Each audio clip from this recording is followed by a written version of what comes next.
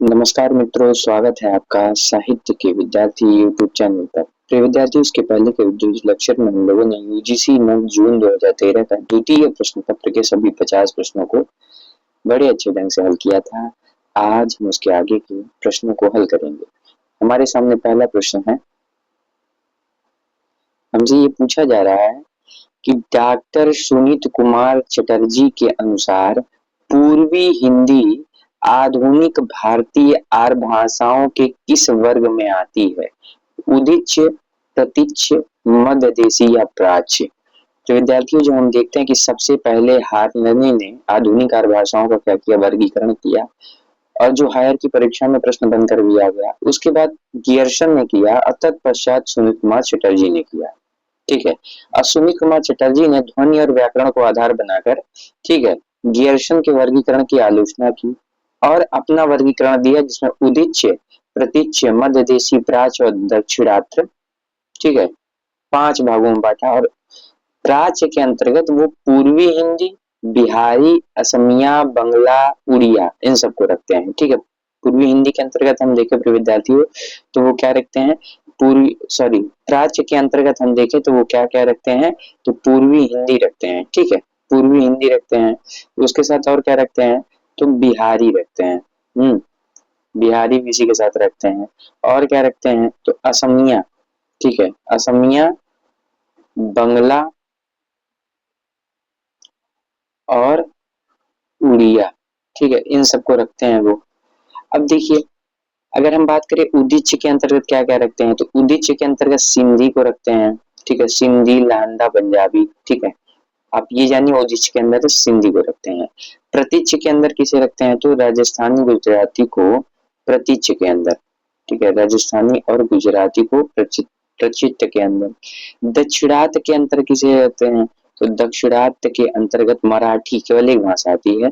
अब मध्यदेशी है जो है पश्चिमी हिंदी, मध्यदेशी में पश्चिमी हिंदी को रखते हैं। अब देखिए, पश्चिम में भी मार है, मध्यदेशी में भी मार है, इसे आप याद कर सकते हैं। ठीक है, अब हम लोग चलते हैं अगले प्रश्न पर। प्रिय विद्यार्थियों, हम लोग चलते हैं अगले प्रश्न पर। हमसे क्या कहा जा रहा है, आइए पढ़ते हैं। हमसे कह रहा है कि डॉक्टर धीरेन्द्र वर्मा ने वैदिक ध्वनियों की संख्या मानी है। तो विद्यार्थियों, हमसे ये पूछा जा रहा है कि डॉक्टर धीरेन्द्र वर्मा ने वैदिक ध्वनियों की संख्या कितनी मानी है। ठीक है, अब देखिए, कह रहा है 13 स्वर 38 व्यंजन 51, कुल टोटल 51 हो गया। 12 स्वर 34 व्यंजन, कुल टोटल 46 हो गए। 15 स्वर 41 व्यंजन, तो कुल टोटल 56 हो गए। 14 स्वर 36 व्यंजन और कुल मिला के वैदिक ध्वनियों की संख्या 50 बता रहे हैं। अब देखिए, हालांकि उन्होंने, अर्थात डॉक्टर धीरेन्द्र वर्मा ने, अगर हम देखें तो कुल संख्या बताई है 52। ठीक है, उनके किताब है हिंदी भाषा का इतिहास, उसमें इन्होंने अपने प्रथम अध्याय में वैदिक ध्वनियों की संख्या कितनी बताई है, 52, जो किसी विकल्प में नहीं है। देखिए, किसी विकल्प में नहीं है। ठीक है, तो किसी विकल्प में उसका सही उत्तर नहीं है। अच्छा, उसमें क्या किए, उसमें मूल स्वरों की संख्या 9 एवं संयुक्त स्वरों की संख्या 4 है, मतलब कुल स्वर 13 स्वर उन्होंने बताया है। और अगर हम व्यंजन देखें, ठीक है, तो 27 स्पर्श व्यंजन, 6 अंतस व्यंजन और 6 अघोष व्यंजन, कुल 39 व्यंजन बताया है। ठीक है, अगर इस विकल्प में हम ये पहले विकल्प में क्या कर देते हैं, 39 व्यंजन कर देते हैं और यहाँ टोटल 52 कर देते हैं। ठीक है, तो हमारा पहला विकल्प सही हो जाएगा। हमसे पूछे हिंदी भाषा का इतिहास नामक ग्रंथ किसका है, 1933 में किसने लिखा है, तो विद्यार्थियों धीरेन्द्र वर्मा जी ने लिखा। किसने, किन्होंने लिखा, धीरेन्द्र वर्मा। अब देखिए, हमारे सामने अगला प्रश्न हमसे क्या पूछा जा रहा है। हमसे कह रहा है लल्लू लाल द्वारा रचित नहीं है। ठीक है, हमसे कह रहे हैं कि लल्लू लाल द्वारा क्या रचित नहीं है। ठीक, सिंहासन बत्तीसी, शकुंतला नाटक, प्रेम सागर, चंद्रावली। तो हम देखते हैं कि लल्लू लाल द्वारा कौन सा रचित नहीं है, तो चंद्रावली किसका है, तो भारतेंदु हरिश्चंद्र का मौलिक नाटक है। ठीक है, तो हमें उत्तर तो मिल गया भाई साहब, चंद्रावली जो है वो भारतेंदु हरिश्चंद्र कृत नाटक है। वही अगर हम बात करें सिंहासन बत्तीसी, शकुंतला नाटक, प्रेम सागर, ठीक है। तो ये सारी रचना किसकी हैं? तो लल्लू लाल की हैं, ठीक है, लल्लू लाल की हैं। लल्लू लाल की कौन कौन से ग्रंथ है? तो सिंहासन बत्तीसी, सूरत मिश्र का भी है।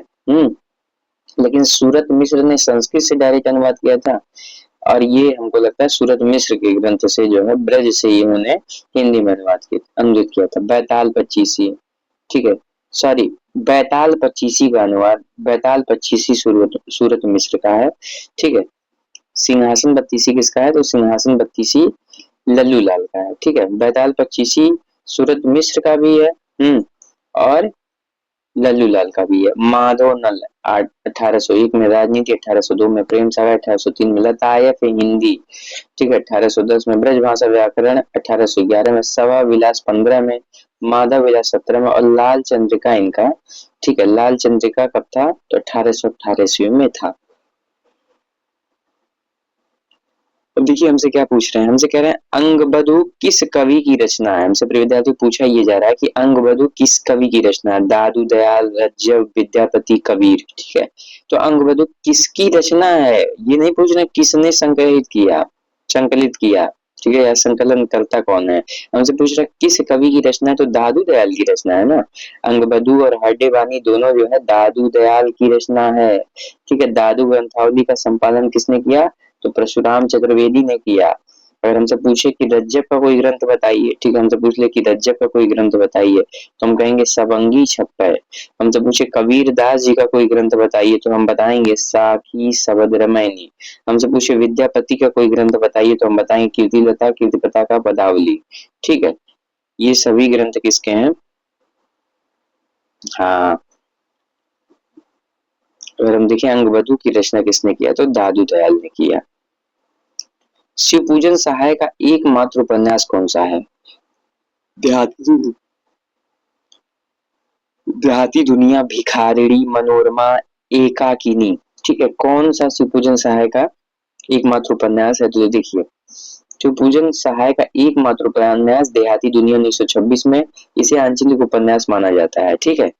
अगर हम देखें कि शिवपूजन सहाय का एकमात्र उपन्यास कौन है, तो देहाती दुनिया 1926 में, इसे आंचलिक उपन्यास माना जाता है। अब देखिए अगला प्रश्न हमसे क्या कह रहे हैं। अच्छा, भिखारणी किसका है, इस पे बात कर लेते हैं पहले। भिखारणी तो विशंबरनाथ शर्मा कौशिक का है। मनोरमा नामक उपन्यास किसका है? तो चंडी प्रसाद हृदय का है। किसका है? चंडी प्रसाद हृदय। हम्म अब देखिए हमारे सामने अगला क्या, एकाकिनी। एकाकिनी उपन्यास के रचयिता कौन है? तो श्रीनाथ सिंह है, ठीक है, श्रीनाथ सिंह। एकाकिनी उपन्यास का रचयिता कौन है? तो श्रीनाथ सिंह है। अब देखिए पुनः रिपीट करते हैं, अगर हमसे पूछे प्रिय विद्यार्थियों कि शिव पूजन सहाय का एकमात्र उपन्यास कौन सा है? देहाती दुनिया, भिखारणी, मनोरमा, एकाकिनी, ठीक है। तो हम देखते हैं कि देहाती दुनिया अगर 1926 में किसने लिखा, ठीक है, तो शिव पूजन सहाय ने लिखा। अब हम अन्य विकल्पों की बात करते हैं। भिखारणी किसका है? तो कौशिक जी का उपन्यास है। मनोरमा किसका? चंडी प्रसाद हृदय का। एकाकिनी श्रीनाथ सिंह का उपन्यास है, ठीक है। अब देखिए हम अगले प्रश्न पर आते हैं, बहुत अच्छे से पढ़ेंगे हम लोग, याद करते हुए चलेंगे सब कुछ। अब देखिए कह रहे हैं वक्रोक्ति संप्रदाय, ठीक है, हमसे कह रहे हैं कि वक्रोक्ति संप्रदाय के विरोधी आचार्य हमसे पूछ रहे हैं, ठीक है। वक्रोक्ति संप्रदाय के विरोधी आचार्य कौन है, ठीक है। तो वक्रोक्ति संप्रदाय के विरोधी आचार्य कौन है? अब देखिए विकल्प दे रहे हैं आचार्य विश्वनाथ, हाँ, भामह, रुद्रट और मम्मट, ठीक है। तो हम देखते हैं प्रवर्तक तो कुंतक जी हैं, हमसे विरोधी पूछ रहे हैं, तो विरोधी आचार्यों में विश्वनाथ है, ठीक है। विश्वनाथ जी जो है, ये जो है वक्रोक्ति संप्रदाय के विरोधी आचार्य है। अच्छा कौन समर्थक है? तो देखिए वक्रोक्ति के समर्थक भामह है, रुद्रट है, मम्मट है, ठीक है। अब विरोधी में हम देखें तो विरोधी में देखें तो आचार्य विश्वनाथ हैं। अब देखिए अगर हम देखें आचार्यों ने वक्रोक्ति के भिन्न अर्थ माने हैं, तो उसमें किस आचार्य ने क्या अर्थ माना है? तो भामह ने अतिशयोक्ति माना है, रुद्रट ने शब्दालंकार माना है, मम्मट ने शब्दालंकार माना है, ठीक है। अगर हम देखें वक्रोक्ति के निम्न अर्थ माने गए हैं, ठीक है, तो उसमें देखिए भामह अतिशयोक्ति, रुद्रट शब्दालंकार, मम्मट शब्दालंकार। अब देखिए अगला प्रश्न हमसे क्या कह रहा है। किस आचार्य ने भावातीरे को अनिष्टकार माना है? ठीक है, भावातीरे को अनिष्टकार माना है। अब देखिए, अरस्तु, लोंजाइनस, प्लेटो, रिचर्ड्स। ठीक है, तो आपको ध्यान देना होगा भावातीरे को अनिष्ट मानने वाले विद्वान कौन है? तो प्लेटो है। ठीक है, प्लेटो क्या है? भावातीरे को अनिष्ट मानते हैं। अब देखिए, प्लेटो ने भावातीरे को क्या माना? अनिष्टकर माना है। ठीक है, भावातीरे को अनिष्टकर किसने माना? तो प्लेटो ने माना। प्लेटो प्रत्ययवादी या आत्मवादी दार्शनिक थे। इनके गुरु का नाम सुकरात था। प्लेटो की कविताएं ऑक्सफोर्ड बुक ऑफ ग्रीक वर्ष में संकलित है। ठीक है, प्लेटो ने अनुकरण का सिद्धांत दिया। ठीक है, अनुकृति का सिद्धांत पूछे तो हाँ, अरस्तु ने दिया। प्लेटो ने किसका दिया? अनुकरण का सिद्धांत दिया।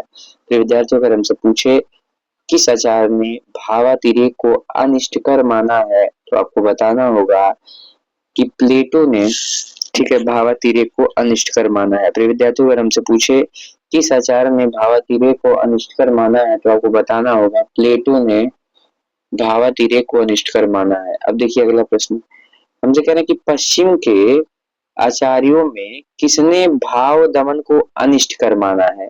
अब देखिए वहां क्या था? भावातिरेक था।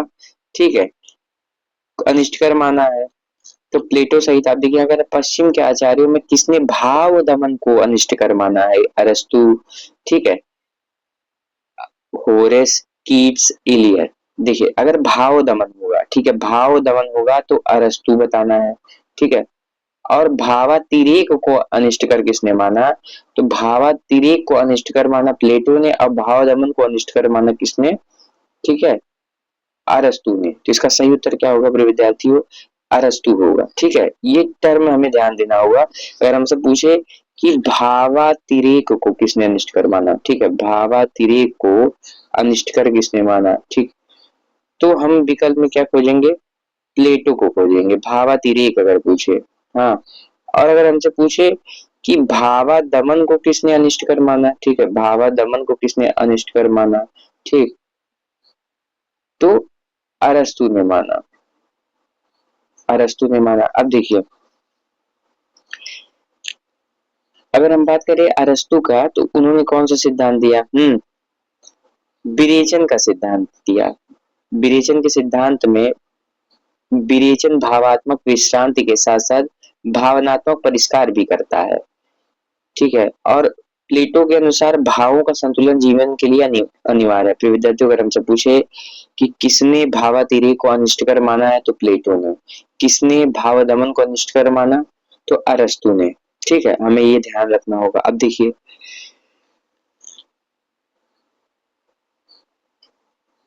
कह रहे हैं कि अलंकार संप्रदाय के संस्थापक आचार्य हैं रुद्रट, भामह, दंडी या उद्भट। हमसे पूछा ये जा रहा है प्रिय विद्यार्थियों कि अलंकार संप्रदाय के संस्थापक आचार्य कौन है? तो भामह है। ठीक है, अगर हमसे पूछे अलंकार संप्रदाय के संस्थापक आचार्य कौन है, तो भामह है। ठीक है, अब देखिए दंडी, उद्भट, रुद्रट, जयदेव एवं अपर दीक्षित आदि अलंकार संप्रदाय के अनुयायी हैं। ठीक है, अगर हम देखें कौन कौन अलंकार संप्रदाय से जुड़े हुए और उनके अनुयायी हैं, तो दंडी, उद्भट, ठीक है, रुद्रट, जयदेव, अपर दीक्षित, ये लोग। अब प्रवर्तक कौन है, संस्थापक कौन है, तो आचार्य भामह है। आचार्य भामह ने अलंकार को काव्य का अनिवार्य तत्व माना है, और इनका ये कथन जो न कांतमपि निर्भूषण विभाति मुक्ता मुखम, ठीक है, ये कथन कई बार परीक्षाओं में बन चुका है कि किसका कथन है। ठीक है, तो आचार्य भामह का कथन है। क्या कथन है? न कांतमपि, न कांतमपि निर्भूषम विभाति वनिता मुखम विभाति नारी विदग्ध मंडना, यह भी इन्हीं का कथन है। ठीक है, अब देखिए हमसे अगले प्रश्न में क्या कह रहे हैं? हमसे कह रहे हैं कि कार्यत्री और भावित्री प्रतिभा का विभाजन किस आचार्य ने किया है? ठीक है, हमसे काव्य हेतु से प्रश्न पूछ रहे हैं। ठीक है, हमसे कह रहे हैं कि हमें ये बताइए कि प्रतिभा को किसने कार्यत्री भावित्री में बांटा? तो प्रिय विद्यार्थियों प्रतिभा को कार्यत्री, कार्यत्री मतलब किससे जुड़ा हुआ प्रतिभा होता है? तो कार्यत्री का संबंध कवि से होता है। ठीक है, और भावित्री का संबंध सहृदय पाठक से होता है। किसने बांटा ये हमसे पूछ रहे हैं। कह रहे हैं धनंजय, महिम भट्ट, श्रीहर्ष, राजशेखर। तो इसका सही उत्तर होगा राजशेखर ने कार्यत्री भावित्री प्रतिभा के दो भेद किए। ठीक है। सहजा उत्पादा किसने भेद किया? तो रुद्रट ने किया। अगर प्रिय विद्यार्थियों हम देखें सहजा और औषधिकी किसने भेद किया? तो हेमचंद ने क्या किया? सहजा और औषधिकी रुद्रट को आधार बना के। ठीक है। अब देखिए अगला प्रश्न हमसे क्या कह रहा है। कर्मठ कठमालिया कहे ज्ञानी ज्ञान विहीन, तुलसी त्रिपथ बिहाय गो राम दुआरे दीन में त्रिपथ का क्या अर्थ है? ठीक है। हमसे पूछ रहे हैं कि कर्मठ कठमालिया कहे ज्ञानी ज्ञान विहीन, तुलसी त्रिपथ बिहाय गो राम दुआरे दिन में त्रिपथ का क्या अर्थ है? ठीक है। हमसे कह रहे हैं कि निर्गुण शगुन मुक्ति मार्ग। ठीक है। फिर विकल्प में दे रहे हैं क्या? उत्तम मार्ग, मध्यम मार्ग और निम्न मार्ग। तीसरे विकल्प में द्वैत, अद्वैत और द्वैताद्वैत, कर्म मार्ग, ज्ञान मार्ग, उपासना मार्ग। तो प्रिय विद्यार्थियों अगर हमसे पूछे कर्मठ कठमालिया कहे ज्ञानी ज्ञान विहीन, ठीक है, त्रिपथ, ठीक है, त्रिपथ विहाय गो राम दुआरे दीन, तो इसी पंक्ति में सब छिपा हुआ है। तो देखिए अब इसका उत्तर होगा कर्म ज्ञान और ज्ञान मार्ग उपासना मार्ग। ठीक है, यही सही उत्तर होगा। अब देखिए पंक्ति में ही हमारा उत्तर छिपा हुआ, कैसे? देखिए कह रहे हैं कर्मठ कठमालिया, तो कर्मठ से क्या हो गया? कर्म मार्ग हो गया आपका, निकाल लीजिए कर्म मार्ग। हाँ, ज्ञानी ज्ञान से ज्ञान मार्ग निकाल लीजिए। ठीक है, ज्ञानी से क्या निकालेंगे? ज्ञान मार्ग निकाल लेंगे। त्रिपद बिहाय गुरुराम और एक मार्ग और क्या पर निकल जाएगा? उपासना मार्ग। ठीक है, उपासना मार्ग भी इसमें क्या हुआ है?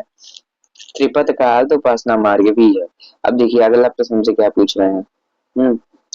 हमसे कह रहे हैं कि ढलमल ढलमल चंचल अंतल झलमल झलमल तारा पंक्ति में मुख्यतः वर्णन है नरी की धारा का, नीले आकाश का, चांदनी रात का, साड़ी के आंचल का। विद्यार्थी हमसे कह रहे हैं ढलमल ढलमल चंचल अंतल झलमल झलमल तारा पंक्ति में मुख्यतः वर्णन है। इस पंक्ति में मुख्यतः क्या वर्णित है? तो इसमें नदी की धारा है। ठीक है, नदी की धारा का वर्णन है। अगर हम देखें इस पंक्ति में क्या है? ढलमल ढलमल चंचल अंतल झलमल झलमल। देखिए ढलमल ढलमल झलमल झलमल आप समझिए, झरना से झलमल झलमल, नदी की धारा है इसमें। ठीक है, यह पंक्ति मैथिली शरणगुप्त साकेत महाकाव्य से ली गई है। मैथिली शरणगुप्त की प्रमुख रचनाओं की बात करें तो जयद्रथ वध, पंचवटी, यशोधरा, विष्णुप्रिया है। तो विद्यार्थियों अगर हम बात करें ढलमल ढलमल चंचल अंतल झलमल झलमल तारा पंक्ति में मुख्यतः वर्णन है तो नदी की धारा का। किसका वर्णन है? नदी की धारा का। अब देखिए अगला प्रश्न हमसे क्या पूछ रहे हैं। कह रहा है कि संतन को कहा सीकरी सो काम, आवत जात पनहैया टूटी विसर गयो हरिनाम। पंक्तियां किस कवि की हैं? हमसे पूछा ये जा रहा है कि संतन को कहा सीकरी सो काम, आवत जात पनहैया टूटी बिसर गयो हरिनाम, पंक्ति किस कवि की है? ठीक है, तुलसीदास की है, कुंभन दास की है, कबीर दास की है, दादू दयाल की है। ठीक है, तो किसकी है? अब देखिए शुक्ल की जो पंक्तियां उन्होंने बताया शुक्ल जी ने, वहीं से सीधे प्रश्न है, कुंभन दास की पंक्तियां हैं। क्या है? कुंभन दास की पंक्तियां हैं। कुंभन दास किस काव्यधारा के थे? तो अरे भाई साहब वल्लभाचार्य के शिष्य थे, अशापी कवि थे, 1468 में इनका जन्म हुआ। ठीक है, महाराज अकबर के फतेहपुर सीकरी निमंत्रण के अवसर पर कुंभन दास ने यह पंक्तियां कही थी जब अकबर जी ने इन्हें फतेहपुर सीकरी में निमंत्रण पर बुलाया। ये अशाप के ज्येष्ठ कवि थे, सबसे बड़े कवि।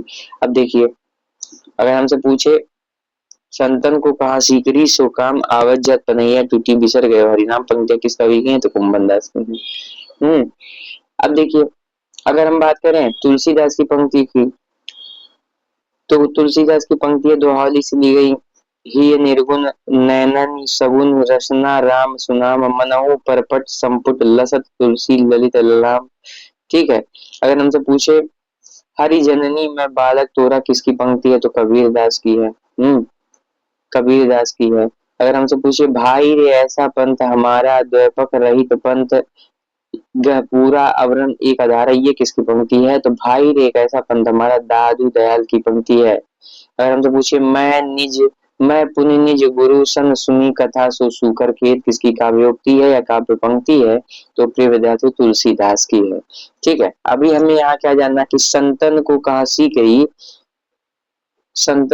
सीकरी सो काम आवत जात कन्हैया टूटी बिसर गयो हरि नाम। हमें बस यहाँ पे यही सीखना है।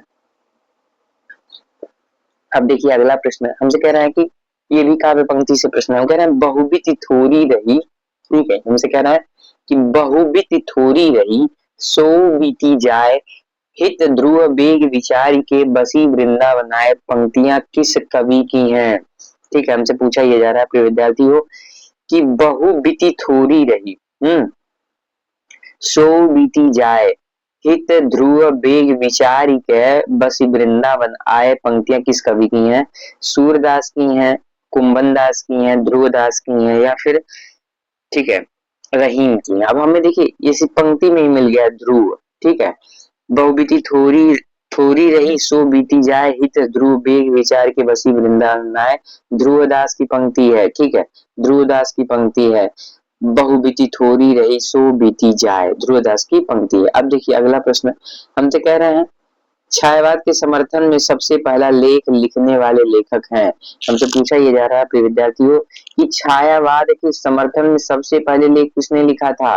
तो हिंदी में छायावाद नामक शीर्षक से लिखा था श्री शारदा पत्रिका जो जबलपुर से निकलती थी। अब देखिए जरा जयशंकर प्रसाद कह रहे हैं मुकुट पांडे, श्रीधर पाठक या नंद दुलारे वाजपेयी। तो सही उत्तर होगा कि छायावाद के समर्थन में सबसे पहला लेख लिखने वाले मुकुटधर पांडे थे। ठीक है, इन्होंने 1920 में जबलपुर से प्रकाशित होने वाली श्री शारदा में हिंदी में छायावाद शीर्षक से 4 चरणों में छायावाद की आरंभिक विवेचना की। ठीक है, इलाचंद जोशी जयशंकर प्रसाद को हिंदी का प्रथम छायावादी। ठीक है, अगर हम कहें किस विद्वान ने जयशंकर प्रसाद को प्रथम छायावादी कवि माना तो इलाचंद जोशी ने। नंद दुलारे वाजपेयी पंत की रचना उच्छ्वास को छायावाद की प्रथम रचना मानते हैं। तो आप ये कह सकते हैं ठीक है, नंद दुलारे वाजपेयी ने किसे माना तो सुमित्रानंद पंत को छायावाद का प्रथम कवि माना है। ठीक है, अब देखिए अगला प्रश्न से कह रहे हैं संशय की एक रात किसके संशय पर आधारित है? राम जी के, कृष्ण जी के या फिर शंकर जी के या विष्णु जी के? तो प्रिय विद्यार्थियों संशय की एक रात राम जी के जीवन पर ठीक है आधारित है, यह राम जी के संशय पर आधारित है।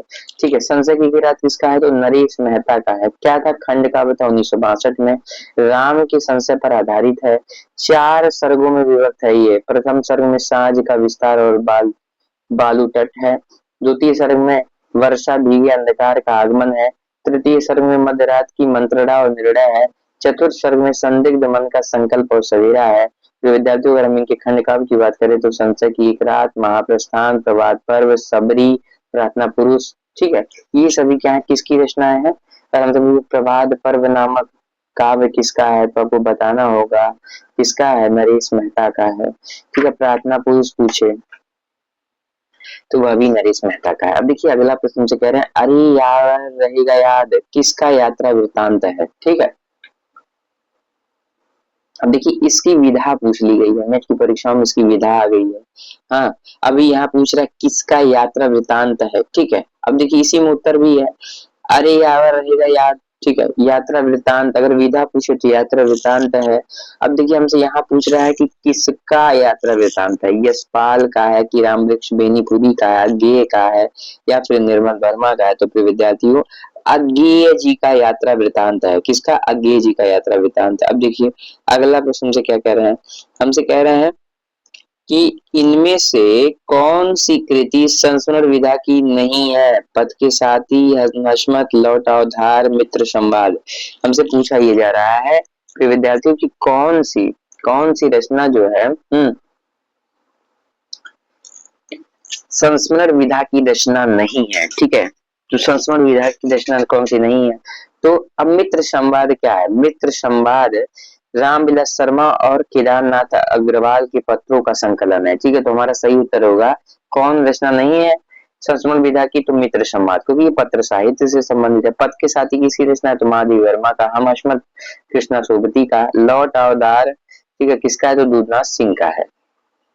अब देखिए इस वाले प्रश्न में हम लोगों ने देखा था प्रिय विद्यार्थियों की किसका यात्रा वृत्तांत पूछा गया था, तो अज्ञेय जी का पूछा गया था। अरे यार रहेगा यार, ठीक है। अगर यशपाल का यात्रा वृत्तांत पूछे, कई बार परीक्षाओं में आया है, इसलिए इस पे हम लोग चर्चा नहीं किए थे।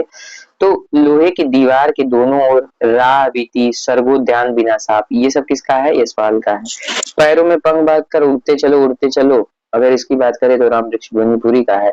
चीड़ों पर चांदनी हम देखें तो निर्मल वर्मा का है, ठीक है, निर्मल वर्मा का है। अब देखिए अगला प्रश्न हमारा 19 नंबर का प्रश्न हमसे पूछा ये जा रहा है कि हजारी प्रसाद द्विवेदी के किस उपन्यास में औपनिषदिक कथा का आधार लिया गया है? तो विद्यार्थियों हमसे पूछा यह जा रहा है कि हजारी प्रसाद द्विवेदी के किस उपन्यास में औपनिषदिक कथा का आधार लिया गया? बाणभट्ट की आत्मकथा, पुनर्नवा, चारुचंद्र लेख, अनामदास का पोथा। तो प्रिय विद्यार्थियों इसका सही उत्तर होगा औपनिषदिक कथा का आधार अनामदास के पोथा से लिया गया है, ठीक है। अब देखिए औपनिषदिक अनामदास का पोथा, आप ऐसे याद कर सकते हैं, औपनिषदिक कथा अनामदास का पोथा, ठीक है। अब देखिए अगर हमसे पूछे प्रिय विद्यार्थियों नामदास का पोथा कब आया, तो 1976 में, सबसे अंतिम इन्हीं का यही था, यही उपन्यास था इनका, ठीक है। अगर हम बात करें बाणभट्ट की आत्मकथा, इसकी वर्ड विषय क्या है, तो हर्षवर्धन काल की ऐतिहासिक पृष्ठभूमि है बाणभट्ट की आत्मकथा में। अगर हमसे पूछे चारुचंद्र लेख में क्या है, तो चारुचंद्र लेख में राजा सातवाहन और उनकी रानी चंद्रलेखा की प्रेम कथा है। अगर हमसे पूछे पुनर्नवा में क्या है, तो मृक्ष कटिकम की कुछ घटनाओं एवं लोक्रियायन लो लोरिकायन को आधार बनाकर लिखा गया है, ठीक है। अब देखिए लोरिकायन को आधार बना के लिखा गया है। अगर हमसे पूछे हर्षवर्धन काल की ऐतिहासिक पृष्ठभूमि पर लिखित उनकी कौन सा पढ़, तो बाणभट्ट की कथा है, ठीक है। अब देखिए अगर हमसे पूछे कि सातवाहन और रानी चंद्रलेखा का, तो चारुचंद्र लेख में है, ठीक है। अभी हमें यहाँ क्या जानना है, हमसे पूछे औपनिषदिक कथा, ठीक है, औपनिषदिक कथा का आधार लिया गया है किसमें, ठीक है, किस उपन्यास में? हजारी प्रसाद द्विवेदी के तो नामदास के पोथा में। अब देखिए अगला हमारा प्रश्न है, हमसे पूछा ये जा रहा है प्रिय विद्यार्थियों कि हमें ये बताइए कि इनमें से कौन सी रचना पौराणिक कथा पर आधारित नहीं है, ठीक है। महाप्रस्थान, उर्वशी, कनुप्रिया, अमन का राग, कौन इसमें पौराणिक कथा पर आधारित नहीं है? तो अमन का राग किसका है? शमशेर बहादुर सिंह का, प्रगतिवादी थे। आप ऐसे समझिए पौराणिक कथा को आधार बनाएंगे नहीं, ठीक है। हम महाप्रस्थान की बात करें प्रिय विद्यार्थियों तो नरेश मेहता की रचना है, ठीक है। कनुप्रिया धर्मवीर भारती है, राधा कृष्ण के प्रेम संवेदन पर लिखा गया। उर्वशी रामधारी सिंह दिनकर की रचना 1961 में, ठीक है।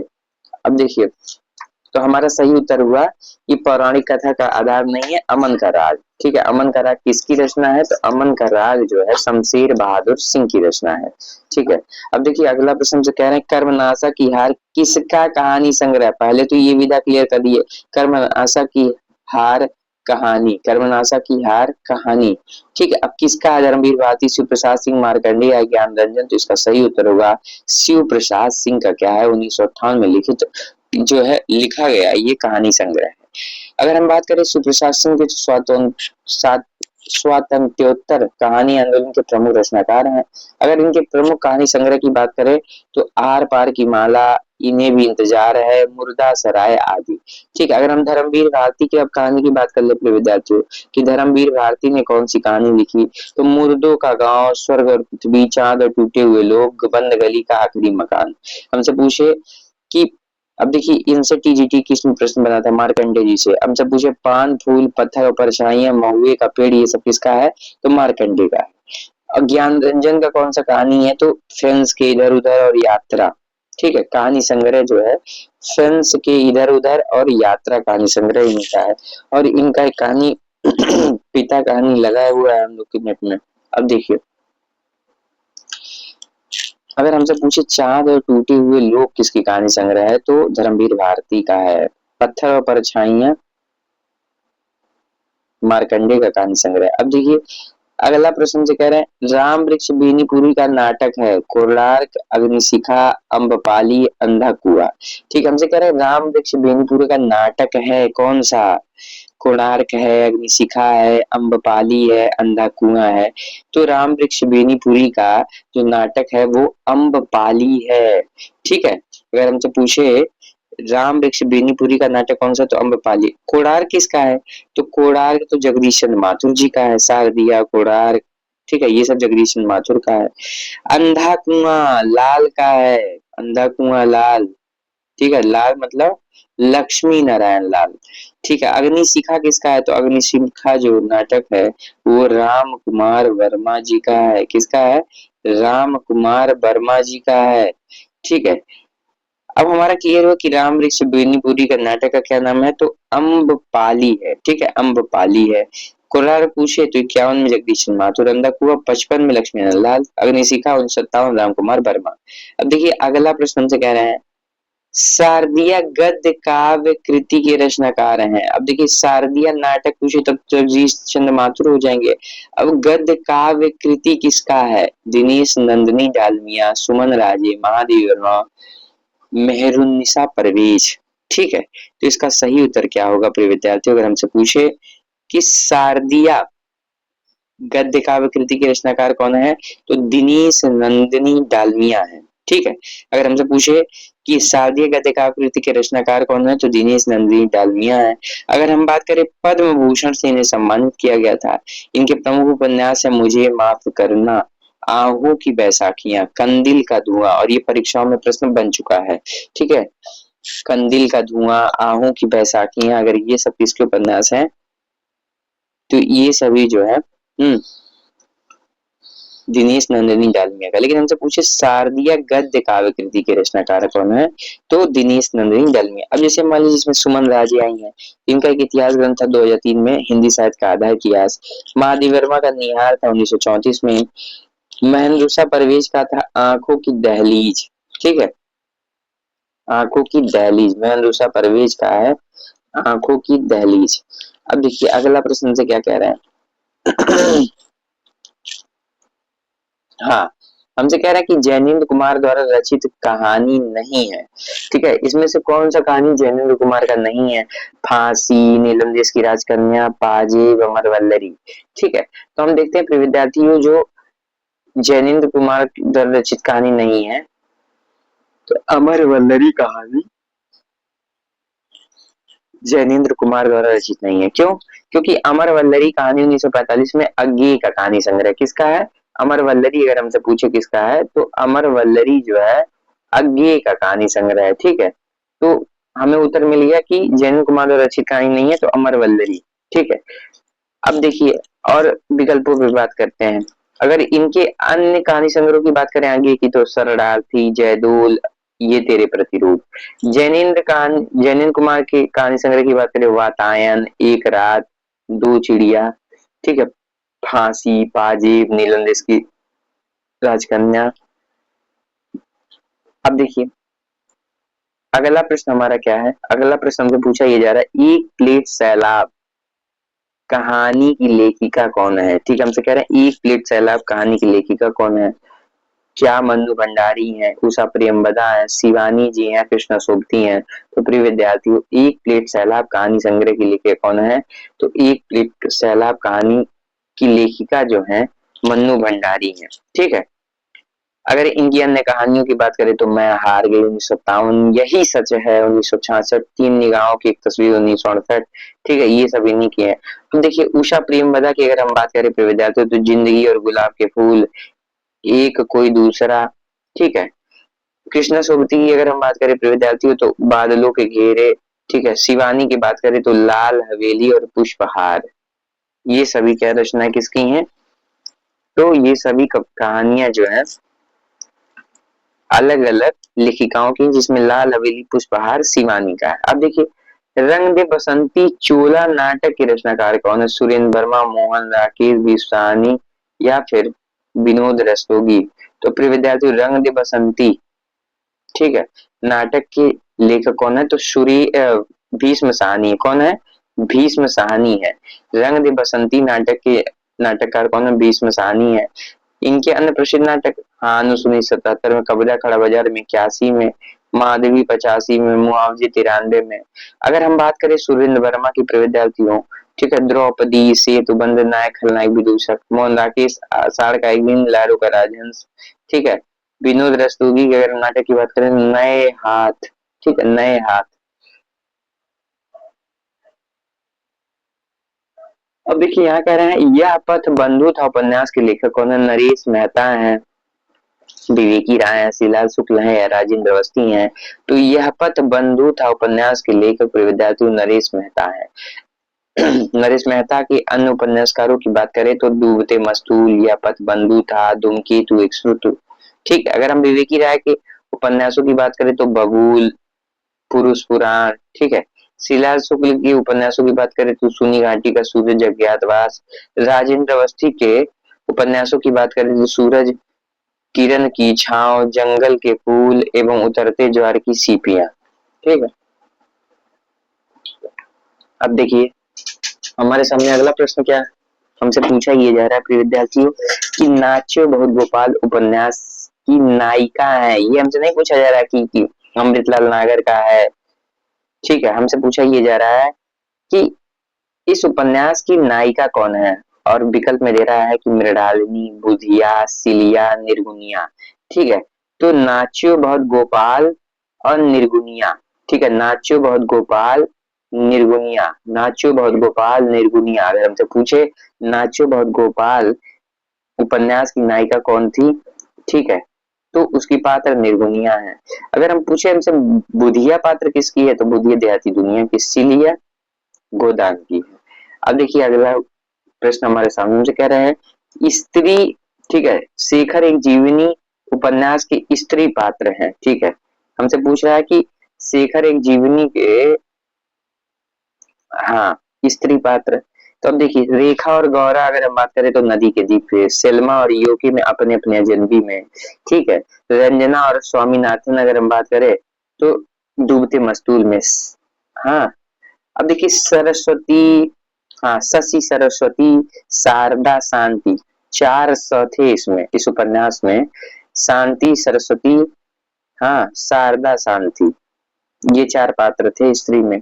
ठीक है, अगर पुरुष पात्रों की बात करें तो उसमें शेखर था और रामेश्वर थे, बाबा मदन सिंह थे।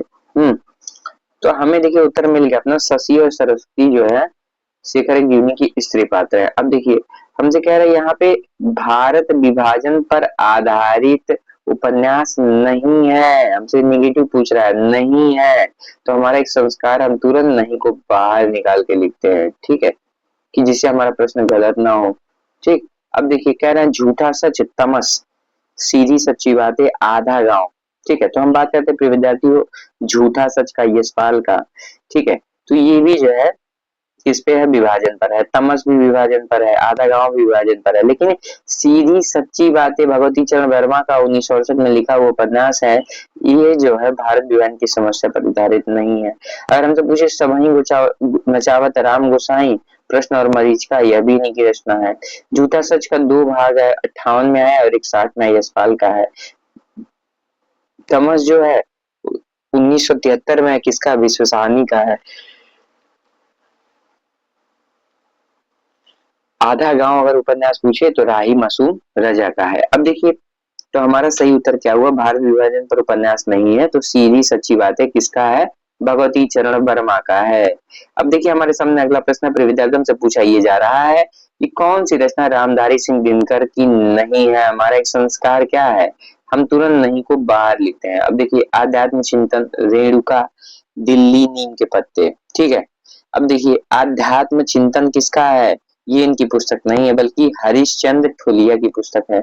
हम देखिएगा रेणुका, दिल्ली, नीम के पत्ते, उर्वशी दिनकर की कृतियां। अगर हमसे पूछे आम के पत्ते तो रामदरस मिश्र की कृति है। अब देखिए इनमें से कौन सी रचना भीष्म साहनी की, हमसे पूछा यह जा रहा है कि कौन सी रचना भीष्म साहनी की है। बुनी हुई रस्सी, कड़ियां, बहुत रात गए, कुछ और कविताएं। ठीक है, भीष्म साहनी की कौन सी रचना है।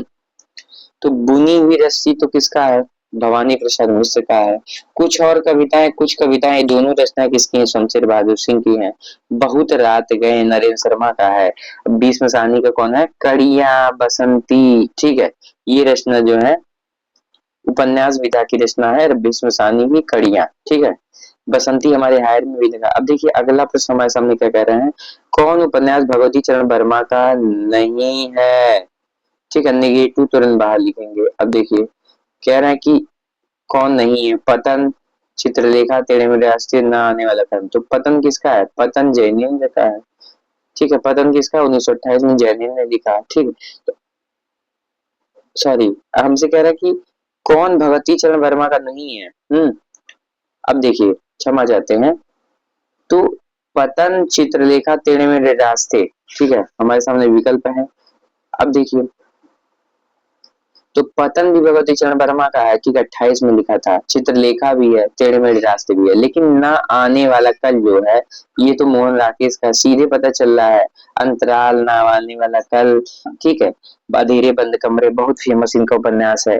अंधेरे बंद कमरे 1961 में, अंतराल 1972 में इनके उपन्यास है। ना आने वाला कल 1968 में है। ठीक है, तो हमें एक बात स्पष्ट हो गया, ये किसका है? ना आने वाला कल।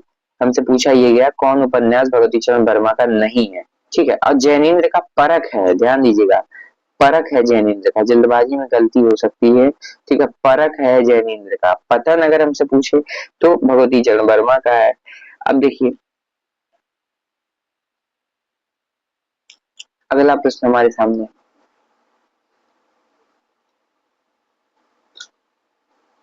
देखिए मार्क्सवाद सिखाता है कि हर चीज पर डाउट करो, यह कथन किस आलोचक का है? ठीक है, अब देखिए,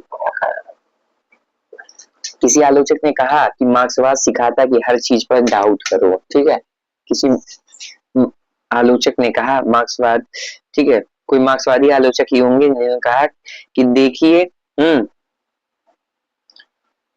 मार्क्सवाद सिखाता है हर चीज पर डाउट करो, यह कथन किस आलोचक का है? रामविलास शर्मा का है।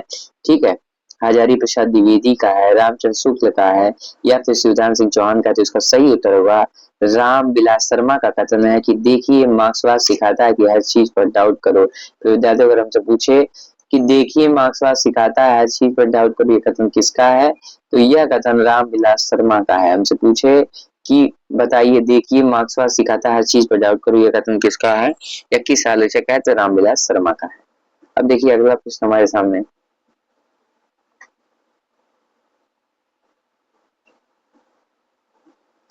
हाँ, अब देखिए हमसे कह रहे हैं इनमें से, हमसे कह रहा है कि इनमें से कौन सी कृति प्रतिबंधित रही है? ठीक है, कौन सी? देखिए, भारत भारती, बंदनी, झांसी की रानी, चिंगारियां। ठीक है, तो हमारे सामने एक उत्तर आता है प्रिय विद्यार्थियों, जो चिंगारियां कृति है, ठीक है, पांडे बिचन शर्मा उग्र की कहानी संग्रह है। ये ब्रिटिश सरकार द्वारा क्या कर दिया? जब्त कर लिया गया 1928 में। ठीक है, तो यही हो गया ना, प्रतिबंधित रही तो चिंगारियां प्रतिबंधित रही। ठीक है, सूर्य वतन भी इसी तरह प्रतिबंधित रहा, जब्त कर लिया गया, और रंगभूमि को जला दिया गया। अब देखिए, और मुक्ति बोध की एक रचना भारतीय संस्कृति और सौंदर्य करके इसी तरह रचना है, उसे भी इसी तरीके से जब्त किया गया। अब देखिए, हमें ये जानना कि चिनगारिया कहानी संग्रह किसका है विद्यार्थियों? तो चिनगारिया कहानी संग्रह पांडे बिचन शर्मा उग्र का है। हमसे पूछे शतान मंडली, इंद्रधनुष, चॉकलेट आदि किसका है? तो ये सभी रचनाएं उग्र जी का है।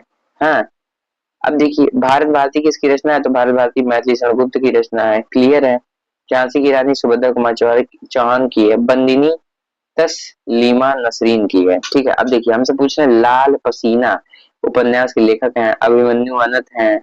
ठीक है, कि रामदेव धुरंधर है, हेमराज सुंदर है, अनंत गोपाल सेवड़े हैं। ठीक है, तो अभिमन्यु अनंत ने लाल पसीना नामक उपन्यास लिखा है। ठीक है, फिर विद्यार्थियों, अगर हमसे पूछे कि लाल पसीना नामक उपन्यास किसने लिखा, तो आपको बताना होगा अभिमन्यु अनंत ने लाल पसीना नामक उपन्यास लिखा। तो विद्यार्थियों, अगर हमसे एग्जाम में पूछे लाल पसीना नामक उपन्यास किसने लिखा, तो लाल पसीना नामक उपन्यास अभिमन्यु अनंत ने लिखा। ठीक है, अभिमन्यु अनंत ने लिखा। अब देखिए, अभिमन्यु अनंत मॉरिशस के लेखक थे। ठीक है, प्रवासी लेखक थे ये। इनके अन्य उपन्यास है नदी बहती रही, आंदोलन, एक बीघा प्यार, जम गया सूरज आदि। ठीक है, रामदेव धुरंधर की अगर बात करें तो छोटी मछली बड़ी मछली। ठीक है, अब देखिए अगला हमारा प्रश्न क्या, अगला प्रश्न हमारा क्या है? हमसे कह रहे हैं कि जगदम्बा बाबू गांव आ रहे हैं कहानी संग्रह किस लेखिका का है? तो विद्यार्थियों, हमसे पूछा ये जा रहा है जगदम्बा बाबू गांव आ रहे हैं कहानी संग्रह किस लेखिका का है? ममता कालिया का है, मैत्री पुष्पा का है, चित्रा मुदगल का है, राजी सेठ का है। ठीक है, जगदम्बा बाबू गांव आ रहे हैं कहानी संग्रह किसका है? तो ये चित्रा मुदगल का है। किसका है? चित्रा मुदगल का है। अगर हमसे पूछे जगदम्बा बाबू गांव आ रहे हैं कहानी संग्रह के लेखक कौन है? तो चित्रा मुद्गल है। अब देखिए अगला प्रश्न से क्या कह रहा है, हमसे अगले प्रश्न में कह रहे हैं कि मैया दास की वाणी उपन्यास के लेखक हैं भीष्म साहनी, अमरकांत, राय मासूम जगदीश चंद्र। ठीक है, तो मैया दास की माड़ी उपन्यास के लेखक कौन है? भीष्म साहनी। अगर हमसे पूछे कि मैया दास की माड़ी उपन्यास के लेखक कौन है, तो मैया दास की माड़ी उपन्यास के लेखक भीष्म साहनी। प्रिय विद्यार्थियों, अगर हमसे पूछा जाए मैया दास की माड़ी उपन्यास के लेखक हैं, ठीक है, तो मैया दास की माड़ी उपन्यास के लेखक करिया, नीलू, नीलिमा, नीलोफर, ये सभी उपन्यास किसके हैं? तो ये सभी उपन्यास जो है अगर हम बात करें, ठीक है, भीष्म साहनी के हैं। ठीक है, जय हिंद की सेना भी इनका एक उपन्यास है। अमरकांत की और उपन्यासों की बात करें तो सूखा पत्ता, हम्म, अमरकांत, ग्राम सेवका, कटीली राह के फूल। अगर हमसे राय मासूम रजक उपन्यासों से प्रश्न पूछे, ठीक है, तो उनके उपन्यास से टोपी शुक्ला, हेमंत जौनपुरी, जगदीश चंद्र माथुर से पूछे तो धरती धन अपना आधा फूल कभी न छोड़े खेत। ठीक है, ये सभी रचनाएं किसकी हैं? तो जगदीश चंद्र माथुर की हैं। ठीक है, अब देखिए अगला हमसे कह रहे हैं निर्मल वर्मा द्वारा रचित निबंध संग्रह नहीं है। कौन सा निर्मल वर्मा द्वारा निबंध संग्रह नहीं? कला का जोखिम, शब्द और स्मृति, चिंतन मुद्रा। ठीक है, अब देखिए फिर कह रहे हैं ढलान से उतरते हुए, तो हम देखते हैं चिंतन मुद्रा किसका है? विष्णुकांत शास्त्री का है। कुछ चंदन की, कुछ कपूर की, चिंतन मुद्रा, ये सभी रचनाएं किसकी हैं? विष्णुकांत शास्त्री हैं की हैं। ठीक है, तो हमारा सही उत्तर हुआ चिंतन मुद्रा।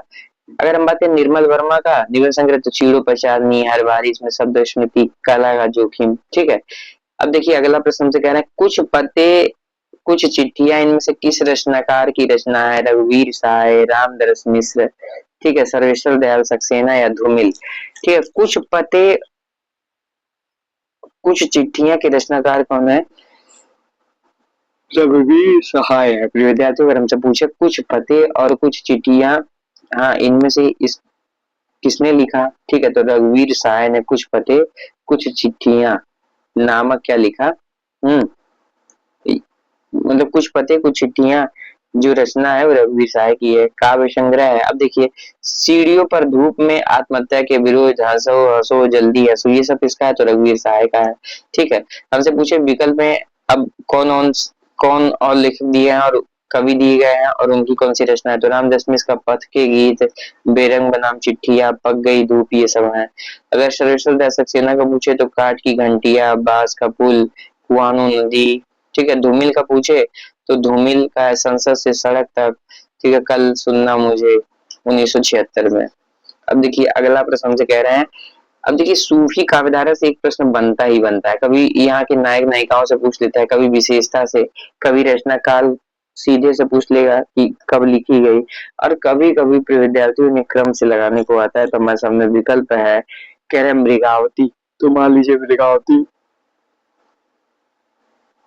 1503 में, ठीक है, पद्मावत 1540 में, ठीक है, चित्रावली हम देखें तो 1613 ईस्वी में है, और 1744 में क्या है? तो इंद्रावती है, किसका? नूर मोहम्मद का है। ठीक है, नूर मोहम्मद की रचना है इंद्रावती। तो हमारा पहला विकल्प सही हो रहा है। अपने विद्यार्थियों की कुतुबन मृगावती 1501 में, कहीं कहीं 1503, कहीं 1501 मिलता है, तो इसे जो है ध्यान दीजिएगा। आप देखिए पद्मावत जयसी देखिए 1540, चित्रावली उस्मान 1613, इंद्रावती नूर मोहम्मद 1744।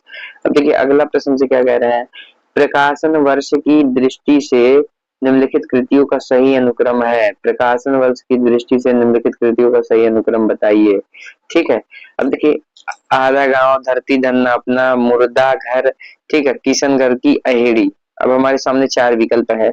अब देखिए हम लोग एक एक लिखेंगे। अब देखिए नेट के सिलेबस में लगा, आपको इतना तो याद होना चाहिए कि धरती धन अपना 1972 में लिखा गया। ठीक है, मुर्दा घर आपको मान लीजिए नहीं पता है, ठीक है, छोड़ दीजिए। अब देखिए कह रहे हैं कि आधा गांव 1966, ठीक है, ये तो बहुत मोस्ट है, इंपॉर्टेंट है। अब देखिए किशनगढ़ की अहेरी अगर हम देखें तो विद्यार्थियों, तो संजीव का है, संजीव का उपन्यास है, जी का फांस पूछा गया यूपी हायर एजुकेशन में, फांस उपन्यास की विषय वस्तु से प्रश्न पूछा संजीव के। अब देखिए किशनगढ़ की अहेरी अगर हम देखें 1981 में है। ठीक है, तो हम देखते हैं कि सबसे पहले अभी मुर्दाघर को छोड़िए तो आधा गांव सबसे पहले दिख रहा है, आधा गांव। फिर क्या है 66 में, 72 में क्या है 72 में धरती धन अपना, 74 में है मुर्दाघर। मुर्दाघर किसकी रचना? जगदम्बा प्रसाद दीक्षित की रचना है। किशनगढ़ की हरी संजीव का 1981 में है। कितने में है?